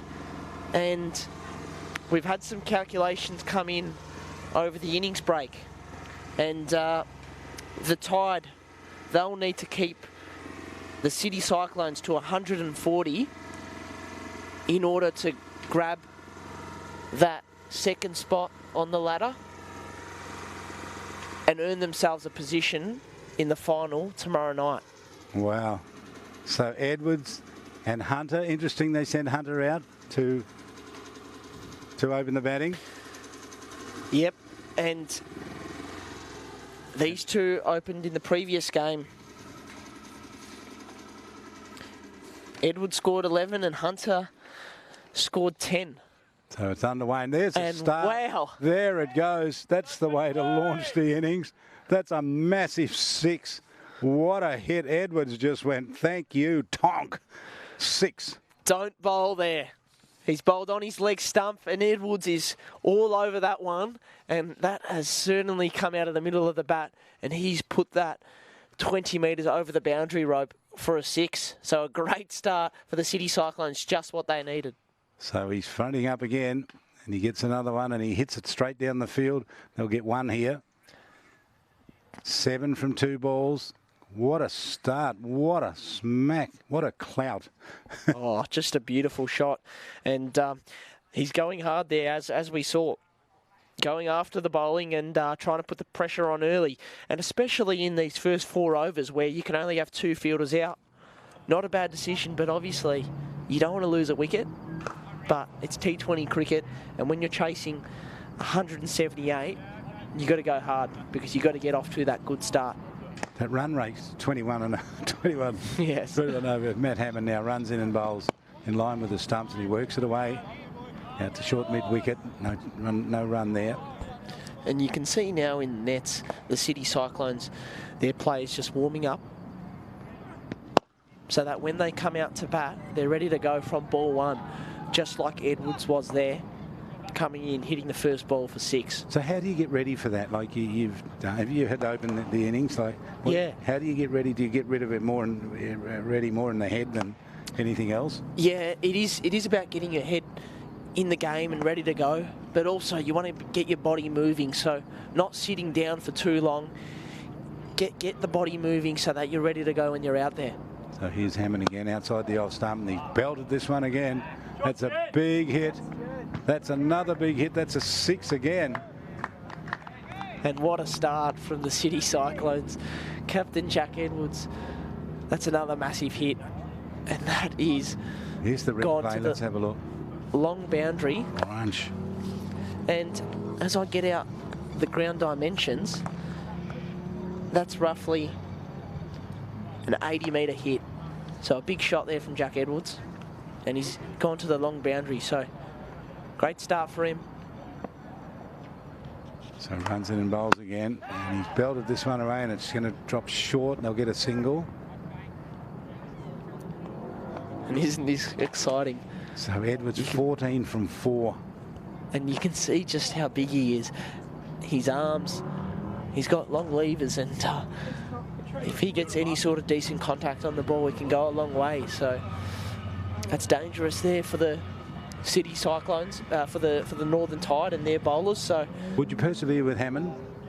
You give him another over? No, I think you don't give him another one there. Obviously, been hit for 2 6s, so he can come on later on though and play a role, and it'll be important for him just to move on from that and come on later and bowl his good bowling, which can be quite hard to hit when he's right on top of his game.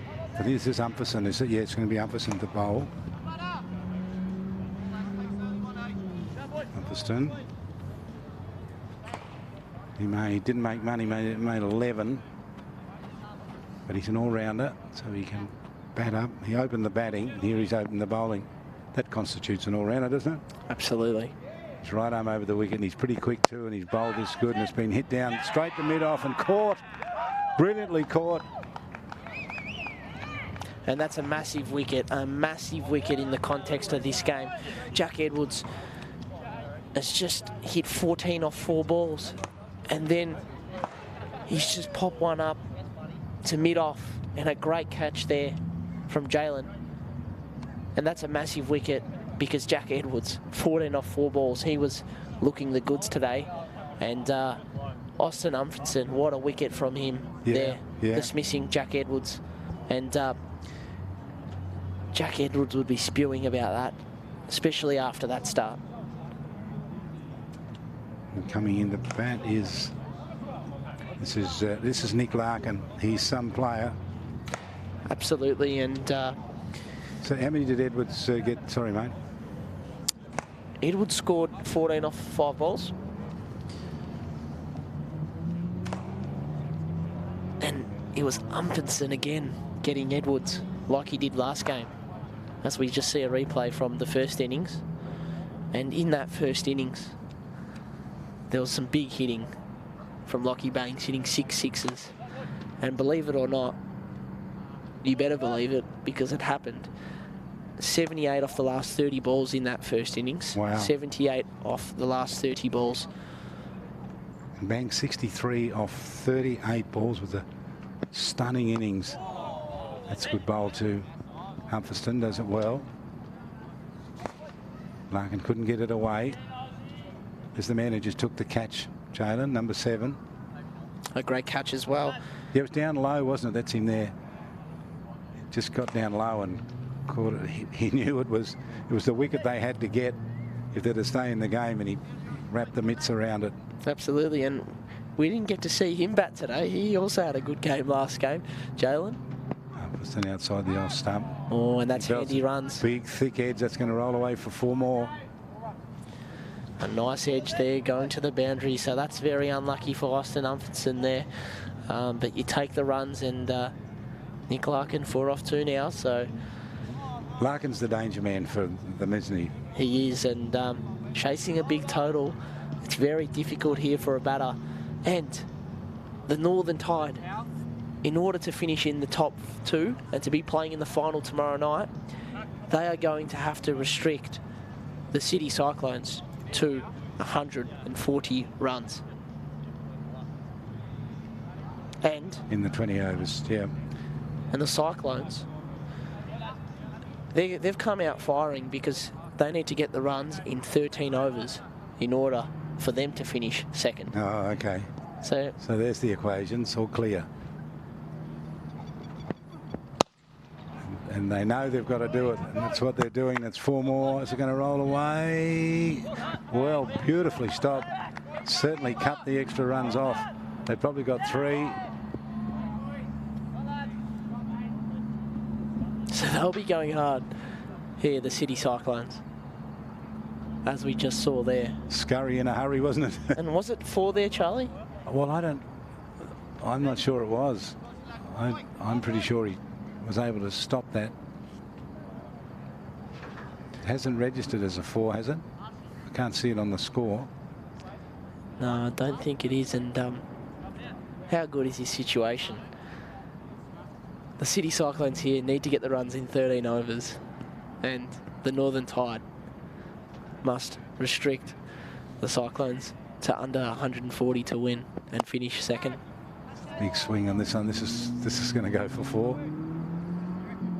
Oh, and a bit of luck. Not able to stop it. A bit of luck there for Nick Larkin. That's 2 boundaries there he's been able to get from edges. Take the runs. Any runs you get, you take. Yeah, it doesn't matter if they're ugly. They're runs, aren't they? Yep. There's ugly runs and there's not ugly ones. They don't look ugly in the scorebook. No, that's right. So Humphreys here, 1 for 10. He started off with a blaze of glory, getting the wickets. But the big hitting Jack Edwards, for 14. He was on fire. Wow. And this is a smashing shot. Good fielding out there. So fielding's going to be so important here as well as field placings. Anthony Adlam there, great fielding, and that was absolutely whacked to him. So he's done well there to put his body behind it and save 4. So well done to him, and that's another good over there for the City Cyclones. 11 off that. So 1 for 26 off a couple of overs. I had to run to my car to get something out of it during the innings break here, and there's quite a lot of people over there watching, turned up to watch it, which is good news. That is brilliant, and so why don't not? forget tomorrow night the final's going to be something special. Oh, it will be, and we still don't know who's playing. There you go. Well, we know one team. We know one team, the Southern Storm. They're in there. But we don't know the second team, and this is an intriguing contest. So he's this is hit wide. This is going to race away for 4 again. Gee, they're doing this really well. They are. Enter Master Blasters, and there's been a few, hasn't there, that we've seen today. And you see the situation there on screen, 149 required from 17.5 overs.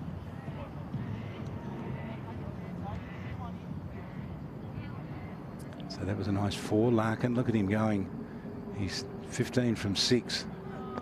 Gets another one, and he belts that one away as well. That's going to go all the way for 4 again. Well, what do you do to stop him? You've got to hope he makes a mistake, I guess. Well, he has made a couple of mistakes, and he's been lucky with those thick edges, but that's a brilliant shot. Just punishing Matt Hammond here, and a little bit surprising that they've gone with Matt even after that first over where he was hit for 15. Yeah. Sticking with him, interesting, but Matt, certainly Hammond here, he's got the ability to dot him up. But that's another good shot there from Nick Larkin yet again, going over the field.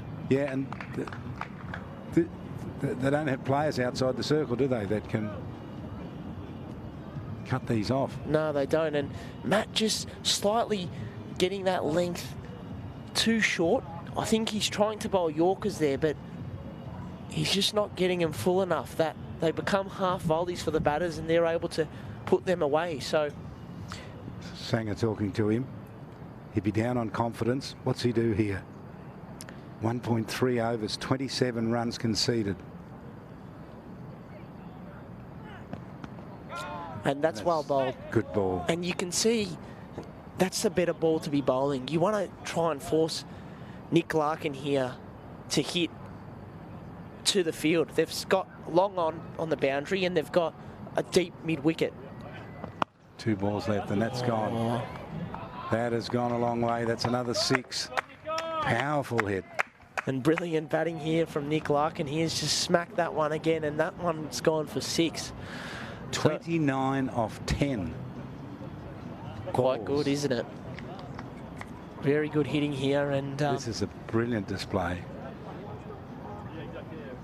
This is certainly intriguing. What a start the City Cyclones have gotten off to here. Oh, wow. He's after this one again. That's going to go for, won't go for 4. No, they'll get there and cut it off. Well, Hammond will be glad if that's the end of the over, and it is. His confidence would be shot. None for 36 from 2 overs. That's 18 and over. That's 3 per ball, isn't it? When you calculate it.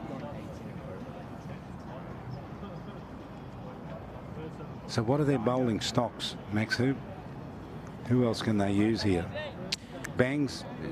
So they've got Bangs his that can use it, up. and it looks like they're going to be going with Umvinson here again. But just to speak about the situation the Cyclones are in order to finish in that second position, I know on screen there it says that they require 7.76 per over, but that's just for the win. Yeah. In order to finish second, they need to get these runs in 13 overs. So they need 132 off 60 balls. So 2 and over, 2 a ball. This is a straight drive. It's a beautiful shot. That is the old straight drive. It's a fantastic shot to watch. Here it is on replay. Let's have a look. Feet went all over the place, but the ball went exactly where he wanted it to go. Raced away for 4. So Larkin, you don't know what you do here. 36 from 12. And the Tide just need to work out a plan here that's going to work. It's very difficult when the batters are smacking the ball around the park like this. So Umferston, right arm, around. He's had a big go at this.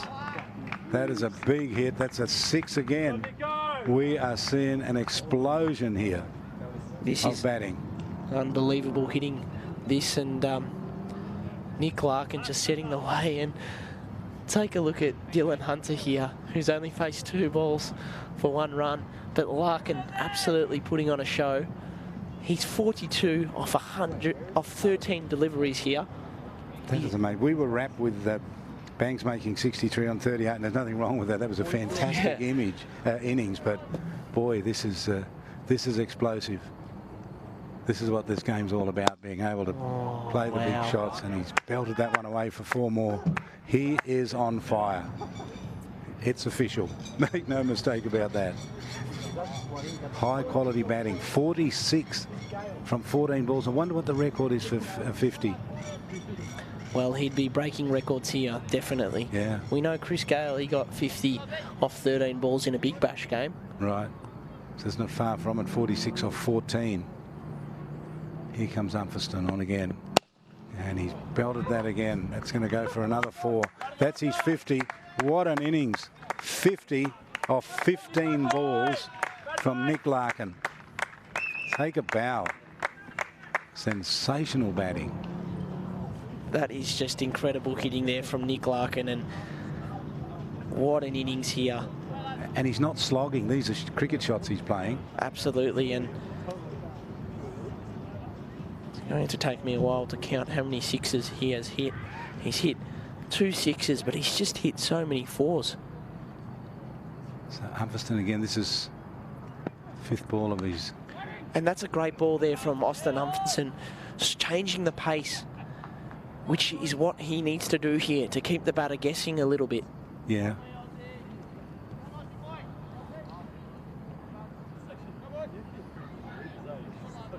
This is going down to the wire, and I don't know if the Northern Tide are going to keep the City Cyclones under 140. That is a delightful shot, isn't it? That is a fantastic. All of these shots. Do you know what we should do? Get hold of this innings and just put all those shots together and play them in a highlights package. I'm sure that can happen. Absolutely. This is a superb innings, and wow, Nick Larkin is taking them potentially to a 2nd position on the ladder and a final tomorrow night here in the T20 Strike League in the Northern Territory. 1 for 69 off 4 overs.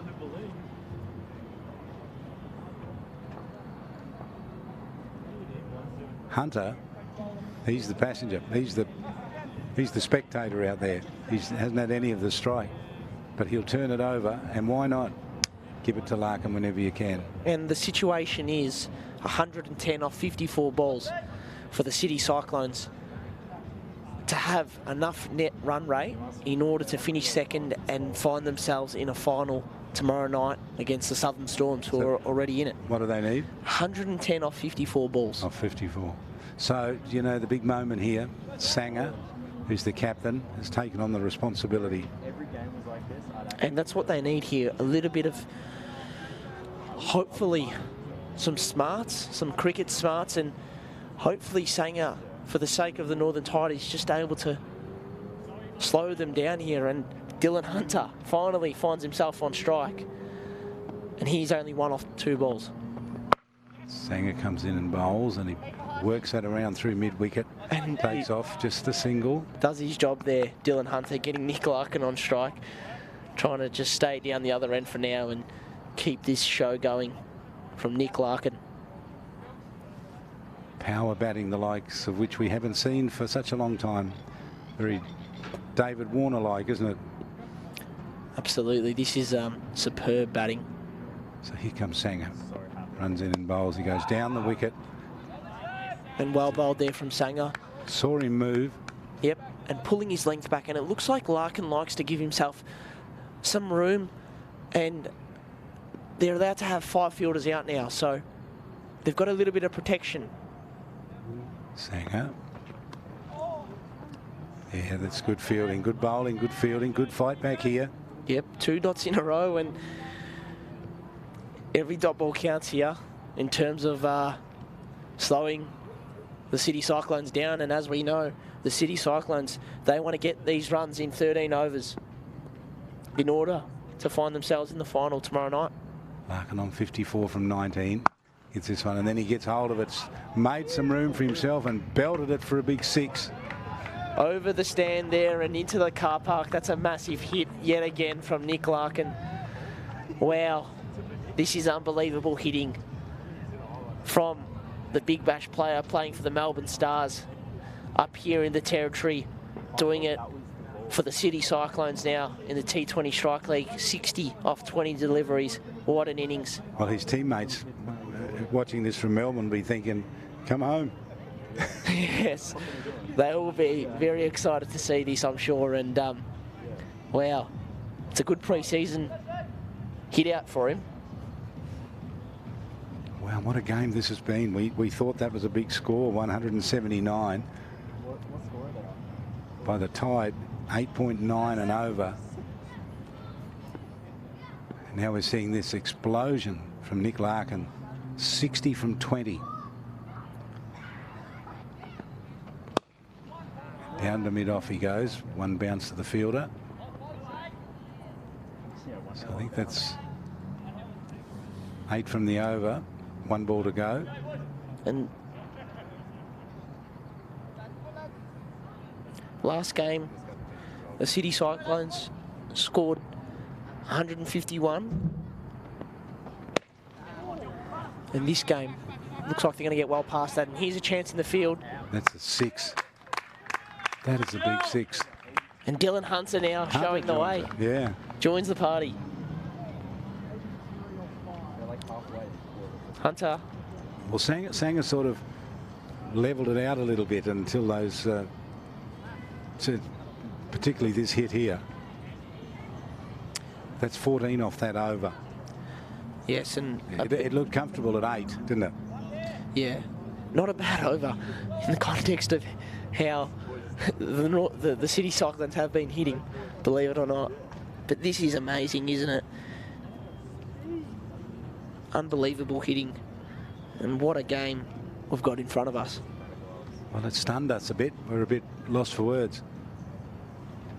And there's a quietness around the ground as well, as people are just looking on, hardly believing what they're seeing here. Yep, people are quite stunned. And for those listening, the City Cyclones need to get these runs in under 13 overs. So that scenario is 96 from 48 balls. And if they're able to achieve that, that'll put them through and into the final tomorrow to play the Southern Storm. So they'll be focusing all on that and hoping to achieve that as Lockie Bangs comes into bowl now, his first over of the game. Bangs to Larkin. Oh, gee, that was... Did he get his hand to that? I think he did. A tough chance. But you don't want to drop Nick Larkin, who is on fire at the moment. No. And it was a tough chance. Nick Larkin is smacking the ball at the moment. And that's just gone through the hands. And unfortunately for the Northern Tide, Nick Larkin is still at the crease. How much more has he got? That's good bowling. Cut him to 1. Got Hunter, but then Hunter just hit that big 6, so he's very capable as well. So they're switched on here, the Cyclones. And the Cyclones. Would they know the calculation? or were they just given a number at the start? No, they would have known. They definitely would have known the situation going out there, and that's why Jack Edwards came out Firing, didn't he? Absolutely. And that first over went for 15, and since then it's just really continued. Here's Hunter, hits it straight back down the wicket. Stumps stop it from going for 4. And Stumps is like having the 12th fielder, really. Absolutely, and lucky there that the Stumps got in the way, or else that was probably 4 runs.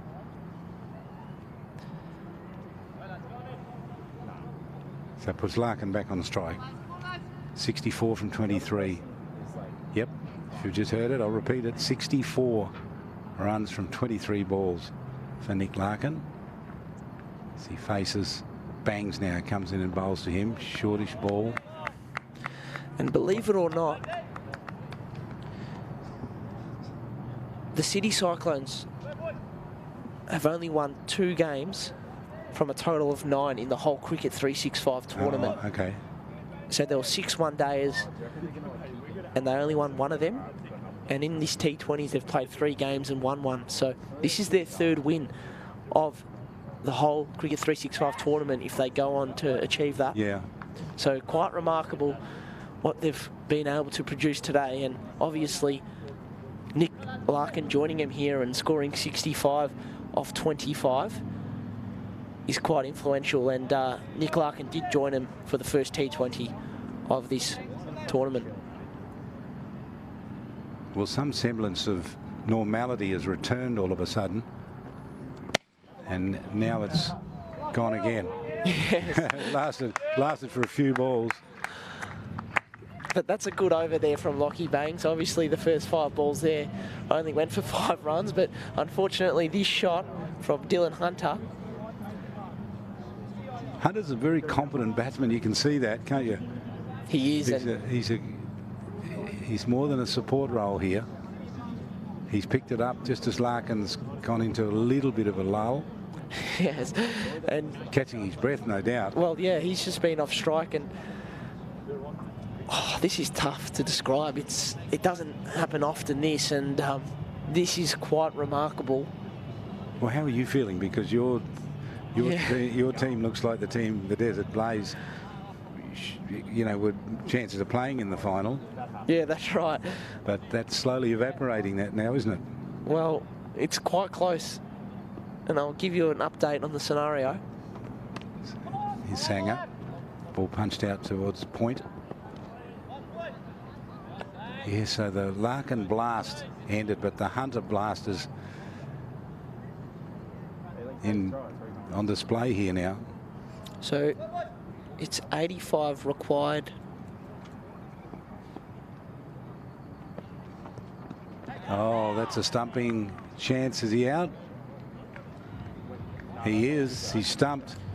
He stumps. Hunter went down the wicket to Sanger. Sanger's done the job and got rid of Hunter. Down the wicket and stumped and out for 15. And Sanger's bowled, despite going for a few runs in that first over, he has bowled well in the context of this game, and well done to him there picking up this wicket, and good gloves from Matthew Gilks. Needed to be quick and just got the bails off in time. So well batted there to Dylan Hunter. Did his job. So Hunter goes. Now, can they keep this momentum going? Kellaway's coming into bat.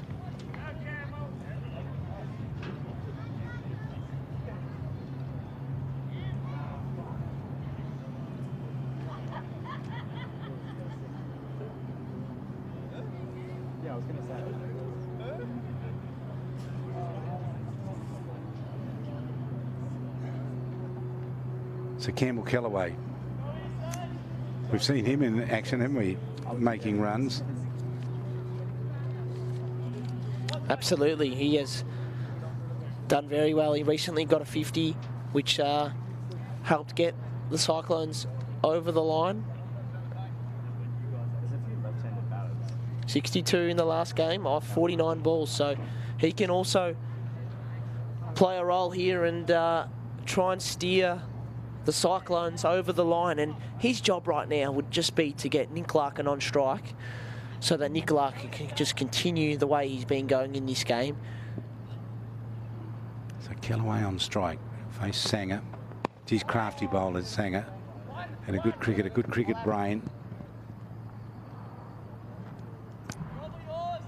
Nick Larkin, this has been an unbelievable innings from him.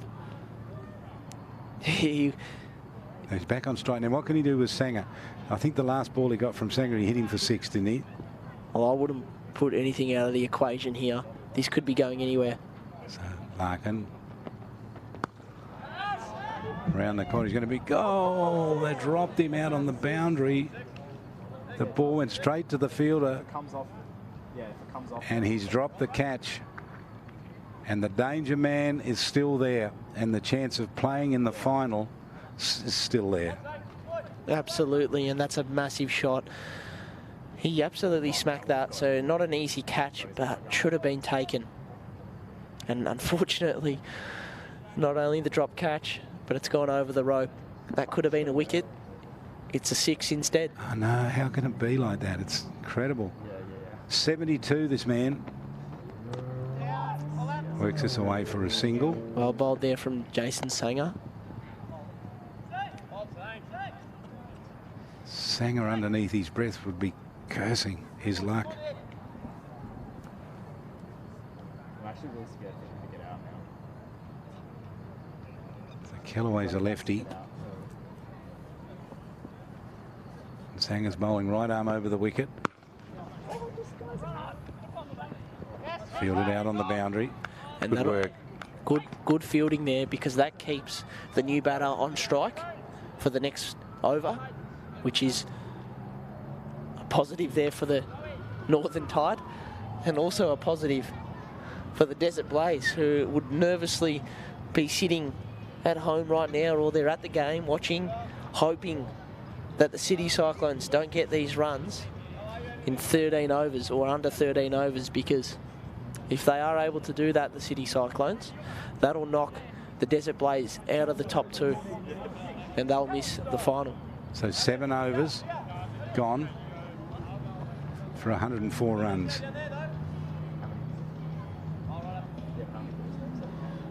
So Max furiously working away on his calculator. Yeah, I am. Keeping a close eye on it so he can keep you updated. So it's what it is. 75 required now off the last 36 off 36 balls. So 75 off 36 balls the Cyclones need. So they need to get these last 75 runs.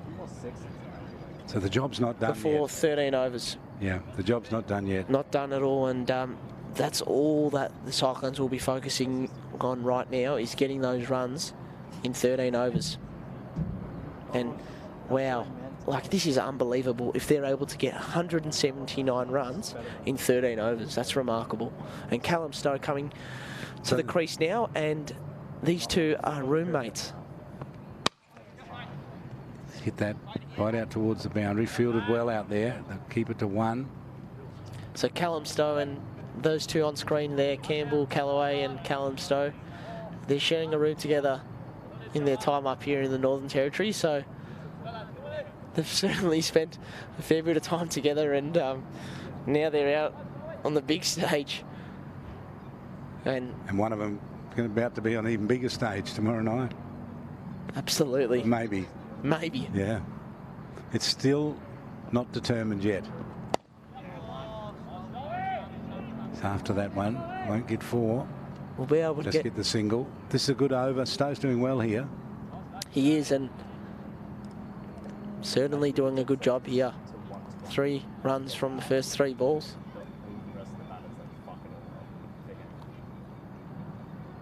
So in comes Stowe, left arm over, outside the off stump, hit through the offside for a single. No, they're going to make 2. Yep, they turn for 2. And now there's been 3 balls. Just the 4 runs from him. So well bowled here from Callum Stowe. And yes. You almost want to be cheering dot balls, don't you, really? Oh, big time. Even a single is good, isn't it? Over pitched. High ball. There's a chance here. Two players running at it. Oh, they crash into each other. No communication there, so that's why they've just tripped over each other, and unfortunately it's gone for 4, but yeah, let's see if we can have a look at this on the replay. it could have been a lot worse, that. Luckily no one's been badly injured, but as you saw the legs Both fly up there. They both had equal chances of catching that, didn't they? They both Yeah. So it was their ball. And yeah, that's right. Yeah. It was right in between them. And how can you place a ball like that? The luck is with the side here. It's a fact. The luck is with them, but it can evaporate at any minute, and something bizarre can happen, and they can lose a wicket or a run out or something. Cricket has a way of getting even. You got to take your chances in this game. So Callaway 9 from 5. Drives this down to mid-off or wide mid-off. So both teams, just like those two players running for that catch then, both thinking they could catch it. Both teams still think they can win this, and they can. Yeah, well, I think it's probably out of reach for the Northern Tide, but certainly the City Cyclones, as Gilks tries to get a sneaky stumping, turned down. But yeah, both. It's almost a different game now. It's just about trying to get the runs under 13 overs for the City Cyclones, and if the Northern Tide are able to restrict that from happening, it's almost like it's a draw and no one wins, really. So how many runs do they? What do they need per over from here? Well, I'll just get my calculator back out now and I'll work it out for you right now. So that's 8 overs gone, and we've got to get the runs before 13. So there's 5 more overs to go. So 66 off 30 balls is the equation now. So that is 13.2 per over. Right. So that's 2 hits and a 2. Yep. And you don't normally back that in at all, really. Bangs coming back into the attack. But the way well pitched up. The way the batters have been hitting so far in this innings, anything could happen here. So Banks, a good move to put him on. None for 12 from that, or 11 from that first over. Yep, and they're going to have to continue the way they have been in this innings. They've been going at 14, just over 14 and over in this innings, and they need 13 now. So if you can get it down to a miserly 10 and over, you can win the match. Yep. So the Desert Blaze, they're probably looking good for tomorrow's final at this stage, but anything could happen in this game. So Larkin here facing Bangs. Gets a big thick edge on it, and it's going to roll away. There'll be no fielder down there. That's 4 more. So it's almost a game between the Desert Blaze and City Cyclones, just fighting out for that second spot. Because that final tomorrow night, we know that the Southern Storm will be in it. It just depends who they play, and Nick Larkin is still at the crease. And he's on for 100 here. I shouldn't say that, should I? Well, it's true, though. It's a fact. He is, yeah. He can. I mean, if he dominates like he was dominating a short time ago, there's no reason why he can't. Hopefully I haven't jinxed him or anything. Commentary curse. Commentator's curse. Works too sometimes. So Larkin on 78. Are you really a commentator? 13 and over they need. That's good bowling. Banks is doing a good job here. And a strange scenario here for the Northern Tide, because after their big total, and it was a big total of 178, you know, they thought they'd be in the box seat. Yeah, and the target was 8.9 and over, but now it's 13 and over, isn't it? Yep. That's to win the match, but 13 and over to win that spot, second spot. Here's Callaway. He's got a hold of that one. It's gone straight down the ground. It's going to roll away for 4. Didn't really time that by the sound of it. didn't hit the middle of the bat, but he hit it with enough power to send it to the rope for 4. Just got enough there, and yeah, as I was saying before, it's funny, this game, and the Northern Tide, you know, scoring 178, they would have been more than happy with that. But yeah, if you'd offered them that, they would have said, "Yep, we'll take that."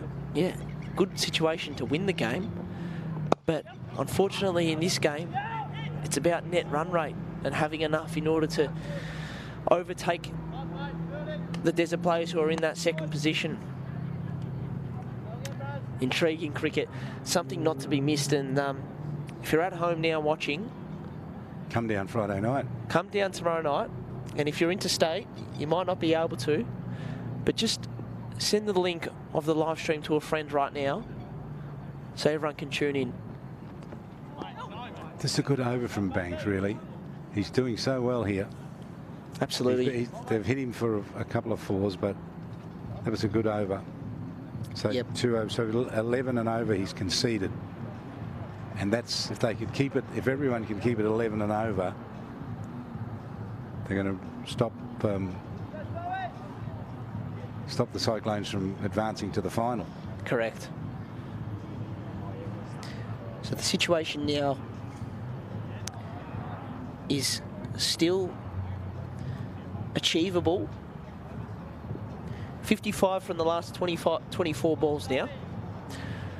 So they need 55 off these next 24 balls. They get rid of like the stage. And as long as Larkin... What's the run rate? Oh, okay. Thanks for that, Tush. So, as that wicket falls... That's a brilliant catch. He took a great catch before, and he's got another one. That's a superb catch from Jalen. Tough to bat. It's high-risk batting, and unfortunately, Campbell Callaway there hit that to point. And we've just received an update from one of the players, Tush. Tush, who knows. Yep. Yeah, and he's obviously playing for the City Cyclones, and he's told us that they've got 13.3 overs to get these runs. So... Oh, they've got the extra 3 balls there. They've got the extra 3 balls, but we'll just get that verified from someone very, very high up here at NT Cricket, just to 100% be sure. But I'm certainly trusting Tush here, and 13.3 now they've got. So that gives them an extra 3 balls in this situation. 9.1 overs gone. Larkin is still there. Thanks very much to Tush there, making note of that. He's just on side screen duties at the moment, and he's having some dinner. And that's much appreciated. Geldoff's come out to bat. And he might be required with the bat, Tush. You never know. So he might want to eat that dinner quite quickly. Tush is having his dinner. Yes. Loving the cricket. That's what you do. Come down here, you can get a meal, sit and watch some fantastic cricket. This is Stowe again. Good fielding out there. Cut it back to 2.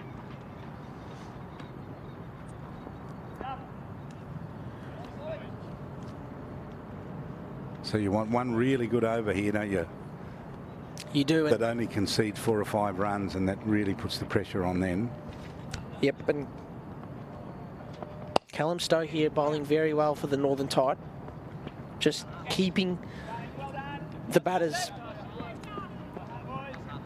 in check. And we'll get an update here on this situation. But a great over so far from Callum Stowe, and Ryan McElduff coming to the crease now, new batter, so not easy to score from the get-go. So Stowe, and he spins that away outside the off stump. Oh no. Gee, just misjudged it. Misjudged it. Really should have been cut off. They've had plenty of opportunities here, really. Yeah. And haven't they, really?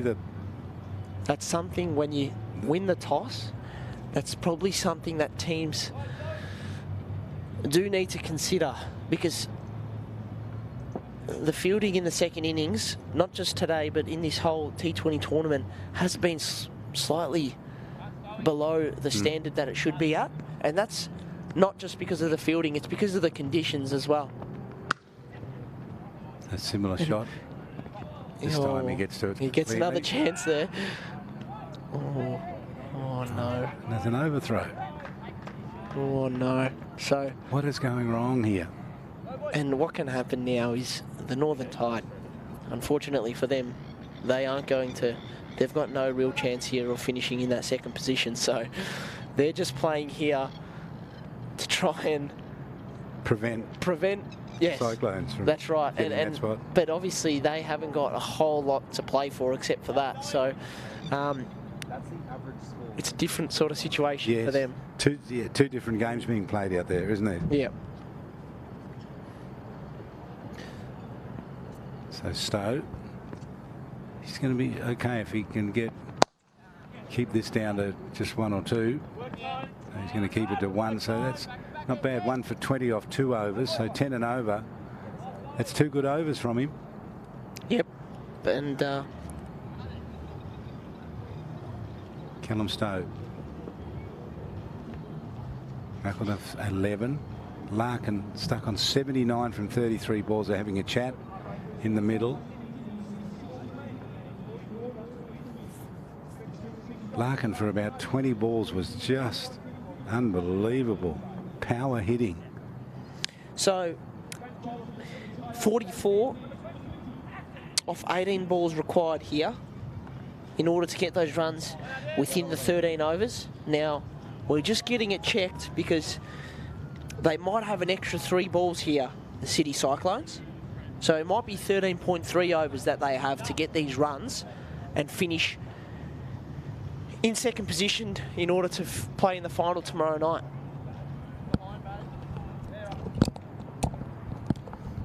So we'll just wait on this. Duff, number 5 there. He's on 11 from 5. Larkin 79, not getting much of the strike. McElduff really needs to work a single and get Larkin back into the game, because there lies the chances for the batting side here. It might be the single. It is. So Brad Murphy, who is the Cyclones coach, he told his players, Cyclones boys, that they've got 13.3 overs to get these runs. So that gives them an extra few balls. Now, that was the first ball of the over, wasn't it? Yeah, just a single. Yep. So this brings Larkin on to strike. Now, he hasn't had much of the batting for a while. He's got all of that, and again, he just gets it over the top. He's blessed tonight, I tell you. Absolutely blessed. So a good 2 there. Very tense time here in this game. There's things happening everywhere, and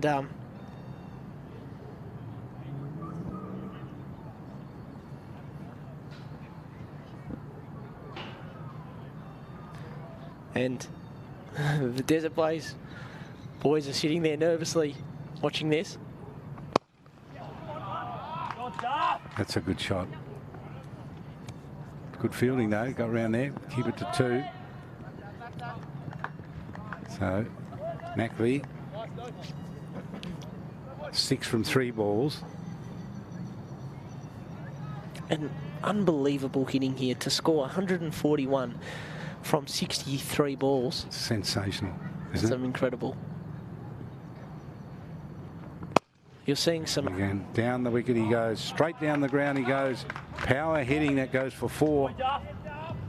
And you're seeing some absolutely quality cricket being played out there. And this game is going right down to the wire for the City Cyclones. Here's the replay. Just got hold of it, hit it straight down the ground. There's nothing you can do there. You can't put a fielder there because you're going to have to leave a gap somewhere else if you put someone at straight hit.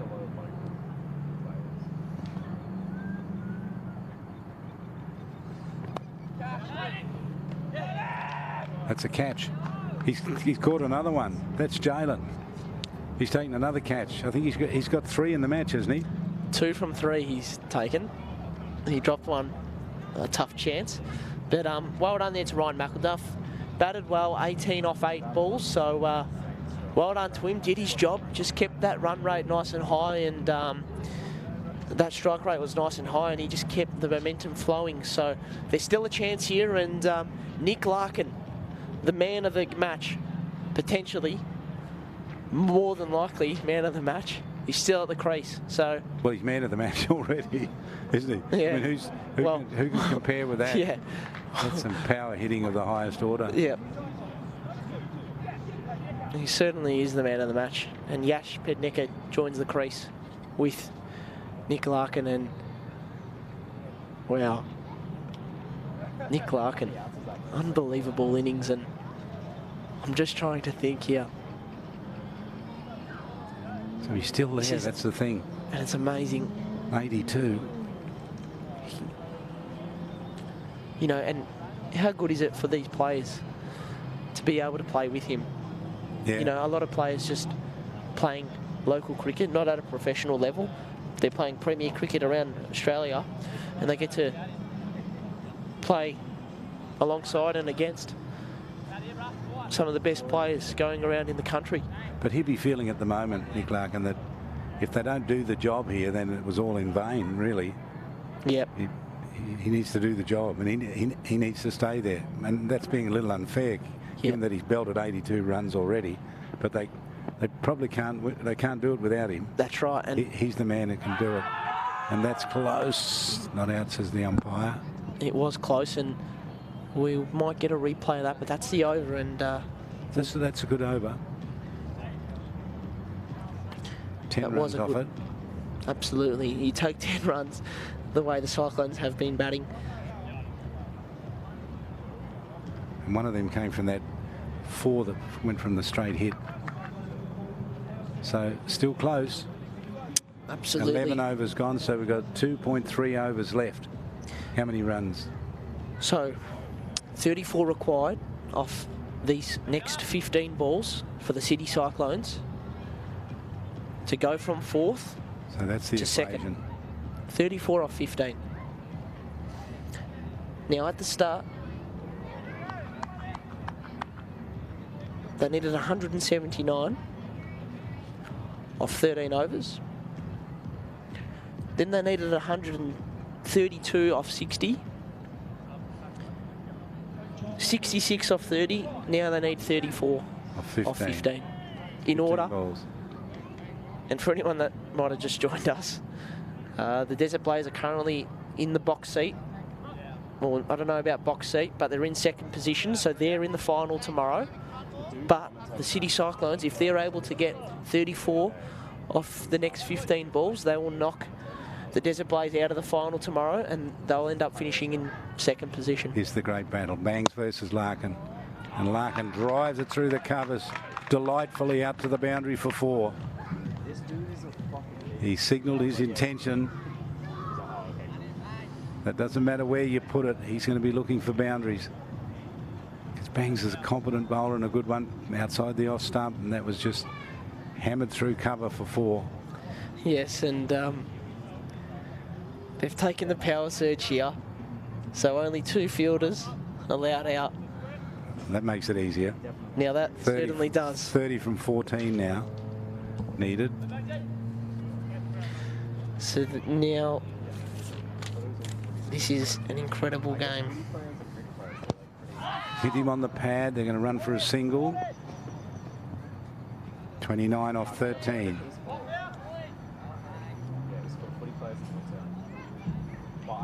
Larkin 86. He can get his 100 here. Pedneka, the new batsman, in.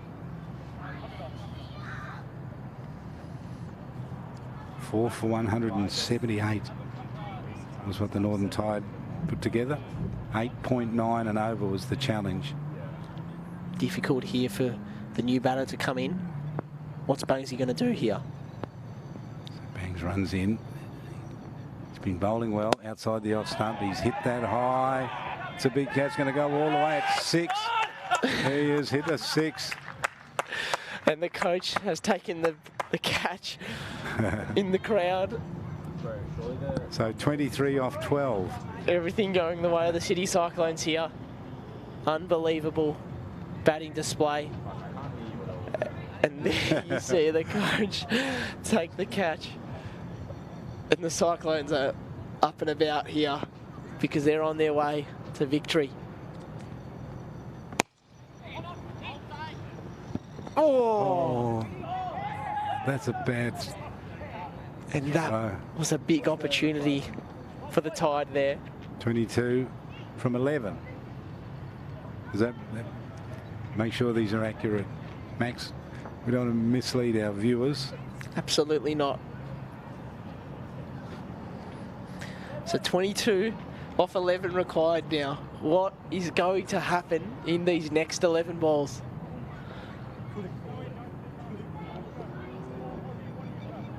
Unbelievable circumstances.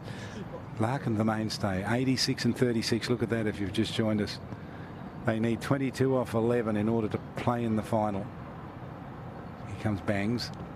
Big swoosh by Larkin. Didn't get a dot ball, a rare one. A very rare swing and a miss as well. Larkin has not done that too often tonight. But great bowling there from Lockie Banks. And they now need 22 from the next 10 balls to find themselves in the final, starting just tomorrow night. So Banks comes in and bowls. And wide outside the ups, that's a wide. And Banks just not happy about it. 21 off 10 still. We will see a replay. Well, no, it was definitely wide, wasn't it? Surely. It had to be. And Larkin, 21 runs, and he's on 86. So where do you bowl to him? Well, I think you bowl, try and hit that middle stump. That's where he went. Just a single. And that's a good result. 20 from 9 needed. So that will be the over. So we got 1 over plus 3 balls and 20 runs required. And Nick Larkin will maintain the strike. So you got the right person on here, and they need 20 off 8 balls. 8 balls or 9? Because 0.3 of an over. So an over plus 3 balls? Yep, it'll be 9 then. 9 balls. Yes. Yes, that's right, because of that wide. I just made an error. So coming on to bowl now is the captain, Jason Sanger. So a bit of experience here. Yeah. So, and you know what? I really admire that in this man. I mean, I admire him as a cricketer, but he takes on the responsibility. He's a captain. They've been blasting them ever. He came on, he got belted around a little bit, but he's gonna stay here and work it out. Oh, that's a big hit. That is a big hit. That's a big hit that's gone on the roof. That's a 6. 14 off 8. And that is unbelievable batting from Nick Larkin. What an innings, and he is getting closer to that 100, and won't that be a lovely way to cap off this superb innings? Outstanding batting. 93 off 39 balls as a drink comes out to him. He looks so calm, so cool about it all. He's got. They brought the drink out, but I think they told him whilst they were there what the equation was. Yeah, and I think it's tough to be out there batting, and the scoreboard doesn't tell you the situation. So you got to be on top of everything. Can there be another twist here? Well, there definitely can be. Can there be a wicket? 14 off 9. In normal circumstances, unlike this, both teams would be a chance here, but we don't know now. Oh, and he has got that through. That's a glorious shot. Straight through the covers, all the way along the carpet, over the rope for 4. And the City Cyclones players are up and about because Nick Larkin has done a tremendous job here. 97. He is batting them to a finals position tomorrow. And believe it or not, this is the third win of the whole Cricket 365 that the City Cyclones will be getting today. 3 wins from 10 games. Unbelievable. Unbelievable. You couldn't have scripted that in any way. Let's see what he can do here. Sanger, the captain of the Tide, and he's belted this around the corner, and he's kept it in the field of play. Luckily, they're going to go for 2. So 8 off 6. Off 6. Which, the way Larkin's batting, could be 1 strike. But on top of all of that, he sits perched on 99 from a incredible innings. I'm just amazed to sit here and watch what we've seen tonight, Max. Incredible, isn't it? Unbelievable. Incredible. Unbelievable. This is outstanding, and what an effort from the City Cyclones, and that man in particular. Superb.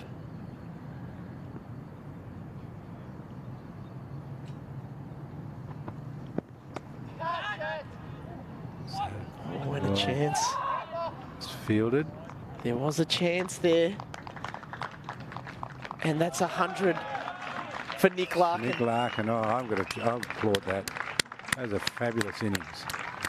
100 off 42 balls. And that is outstanding for Nick Larkin, who joined the competition for the start of the T20s, went through 14 days of quarantine, and now he's out here doing a superb job for the City Cyclones, and he's taking them to a final tomorrow. Take a single. The call was with some urgency, wasn't it? It was, and still a little bit of work to do here. 7, is it? 7 off 5 they need, I think. I don't want to mislead people. They require 6 off 5. Off 4 balls. 6 off 4. Well, there's a chance. Oh, almost a catch, but it went for 6. Went for a massive 6. And you know what? You would have believed it. Right on that 6, there was a chance to catch it.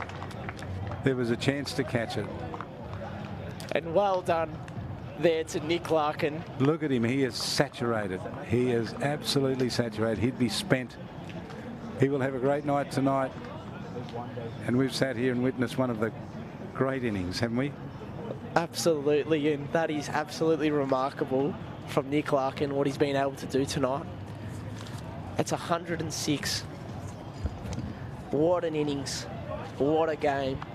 And the City Cyclones are through to the final tomorrow night after just 1 win. They get their 2nd win, and they knock the Desert Blaze out of that 2nd position. And now they are through. But it took something remarkable to do it, didn't it? And it did. It took something absolutely remarkable to do it. Nick Larkin gave us the most brilliant batting display we've seen. But he got some good support there as well, didn't he? He did, and as you can see, the other players supported him, scoring runs off not many balls, which certainly helped. But Nicholas Larkin, 106 off 43 balls. That will be one remembered for a long time. What an innings. What a game. And the City Cyclones are now through to the TIO Men's Strike League final tomorrow night here at DXC Arena, as Nick Larkin gets applauded off for a magnificent innings. And that is amazing. Amazing from him. So you might see some of the highlights here from that innings. Boy, it was something. Hope you've enjoyed it wherever you've been watching. Don't forget, tomorrow night the final's going to be an absolute beauty. The Storm up against the Cyclones. Would you believe it? It's close to the wet season starting here, and it's only right that the Storm should play the Cyclone in the final of this competition. Absolutely, and one not to miss tomorrow night to be able to see Nick Larkin go out there again tomorrow will be one not to miss. Amazing achievement. And, wow, the Southern Storm, they will be sitting here tonight watching this, wondering what they're going to do tomorrow, because that was one game that was a rarity, really. And what an effort there from Nick Larkin. And, you know, 106 off 43 balls, striking at 246. You just don't see that. And he finishes it with a 6. Unbelievable. Which could have been caught, and the game could have been could have gone the other way. But tough catch on the rope. Yeah. And let's not forget Lockie Bangs, that 62 from him when Northern Tide batted off 38. He batted beautifully as well. But great game, fantastic. Hope you've enjoyed it. And Mac's been fantastic working with you. Disappointing for you, obviously. I mean, you wanted Desert Blaze. You were there for a long time to be a chance in playing, and it evaporated on the back of something just remarkable. Something absolutely remarkable happened. Yeah, difficult to commentate because obviously I would have loved to been out there tomorrow playing in the final, but unfortunately, credit to Nick Larkin and what he did tonight. They deserve to be there tomorrow after that effort, and yeah, unfortunately, won't be out there, but geez, how entertaining was tonight, and tomorrow, unmissable. I hope we get a good crowd in, and the Northern Territory, whoever can make it, can get down and give it a watch, because it deserves a big crowd, doesn't it? Absolutely. It does deserve a big crowd. Let's hope they all get down. Thanks for tonight. I know it's tough for you, but that's what happens in sport. One team wins and one team doesn't. That's the way it is. Thanks very much, Charlie, and what a game, and pleasure to commentate with you, and appreciate all your efforts and support. Good to see you, mate. Good to be working with you. Hope you've enjoyed that. 4 for 178, and they needed City Cyclones something special. They got it from that man at the top there, Nicholas Larkin. Have a look at it. 106 off 43 balls, the most incredible innings. And as Max told you, there was a 6 right at the end there that could have been caught on the boundary, and the game could have gone the other way. 4 for 179, they get there. They will play the final tomorrow. This is where you should be watching it. We'll talk to you then. Bye for now.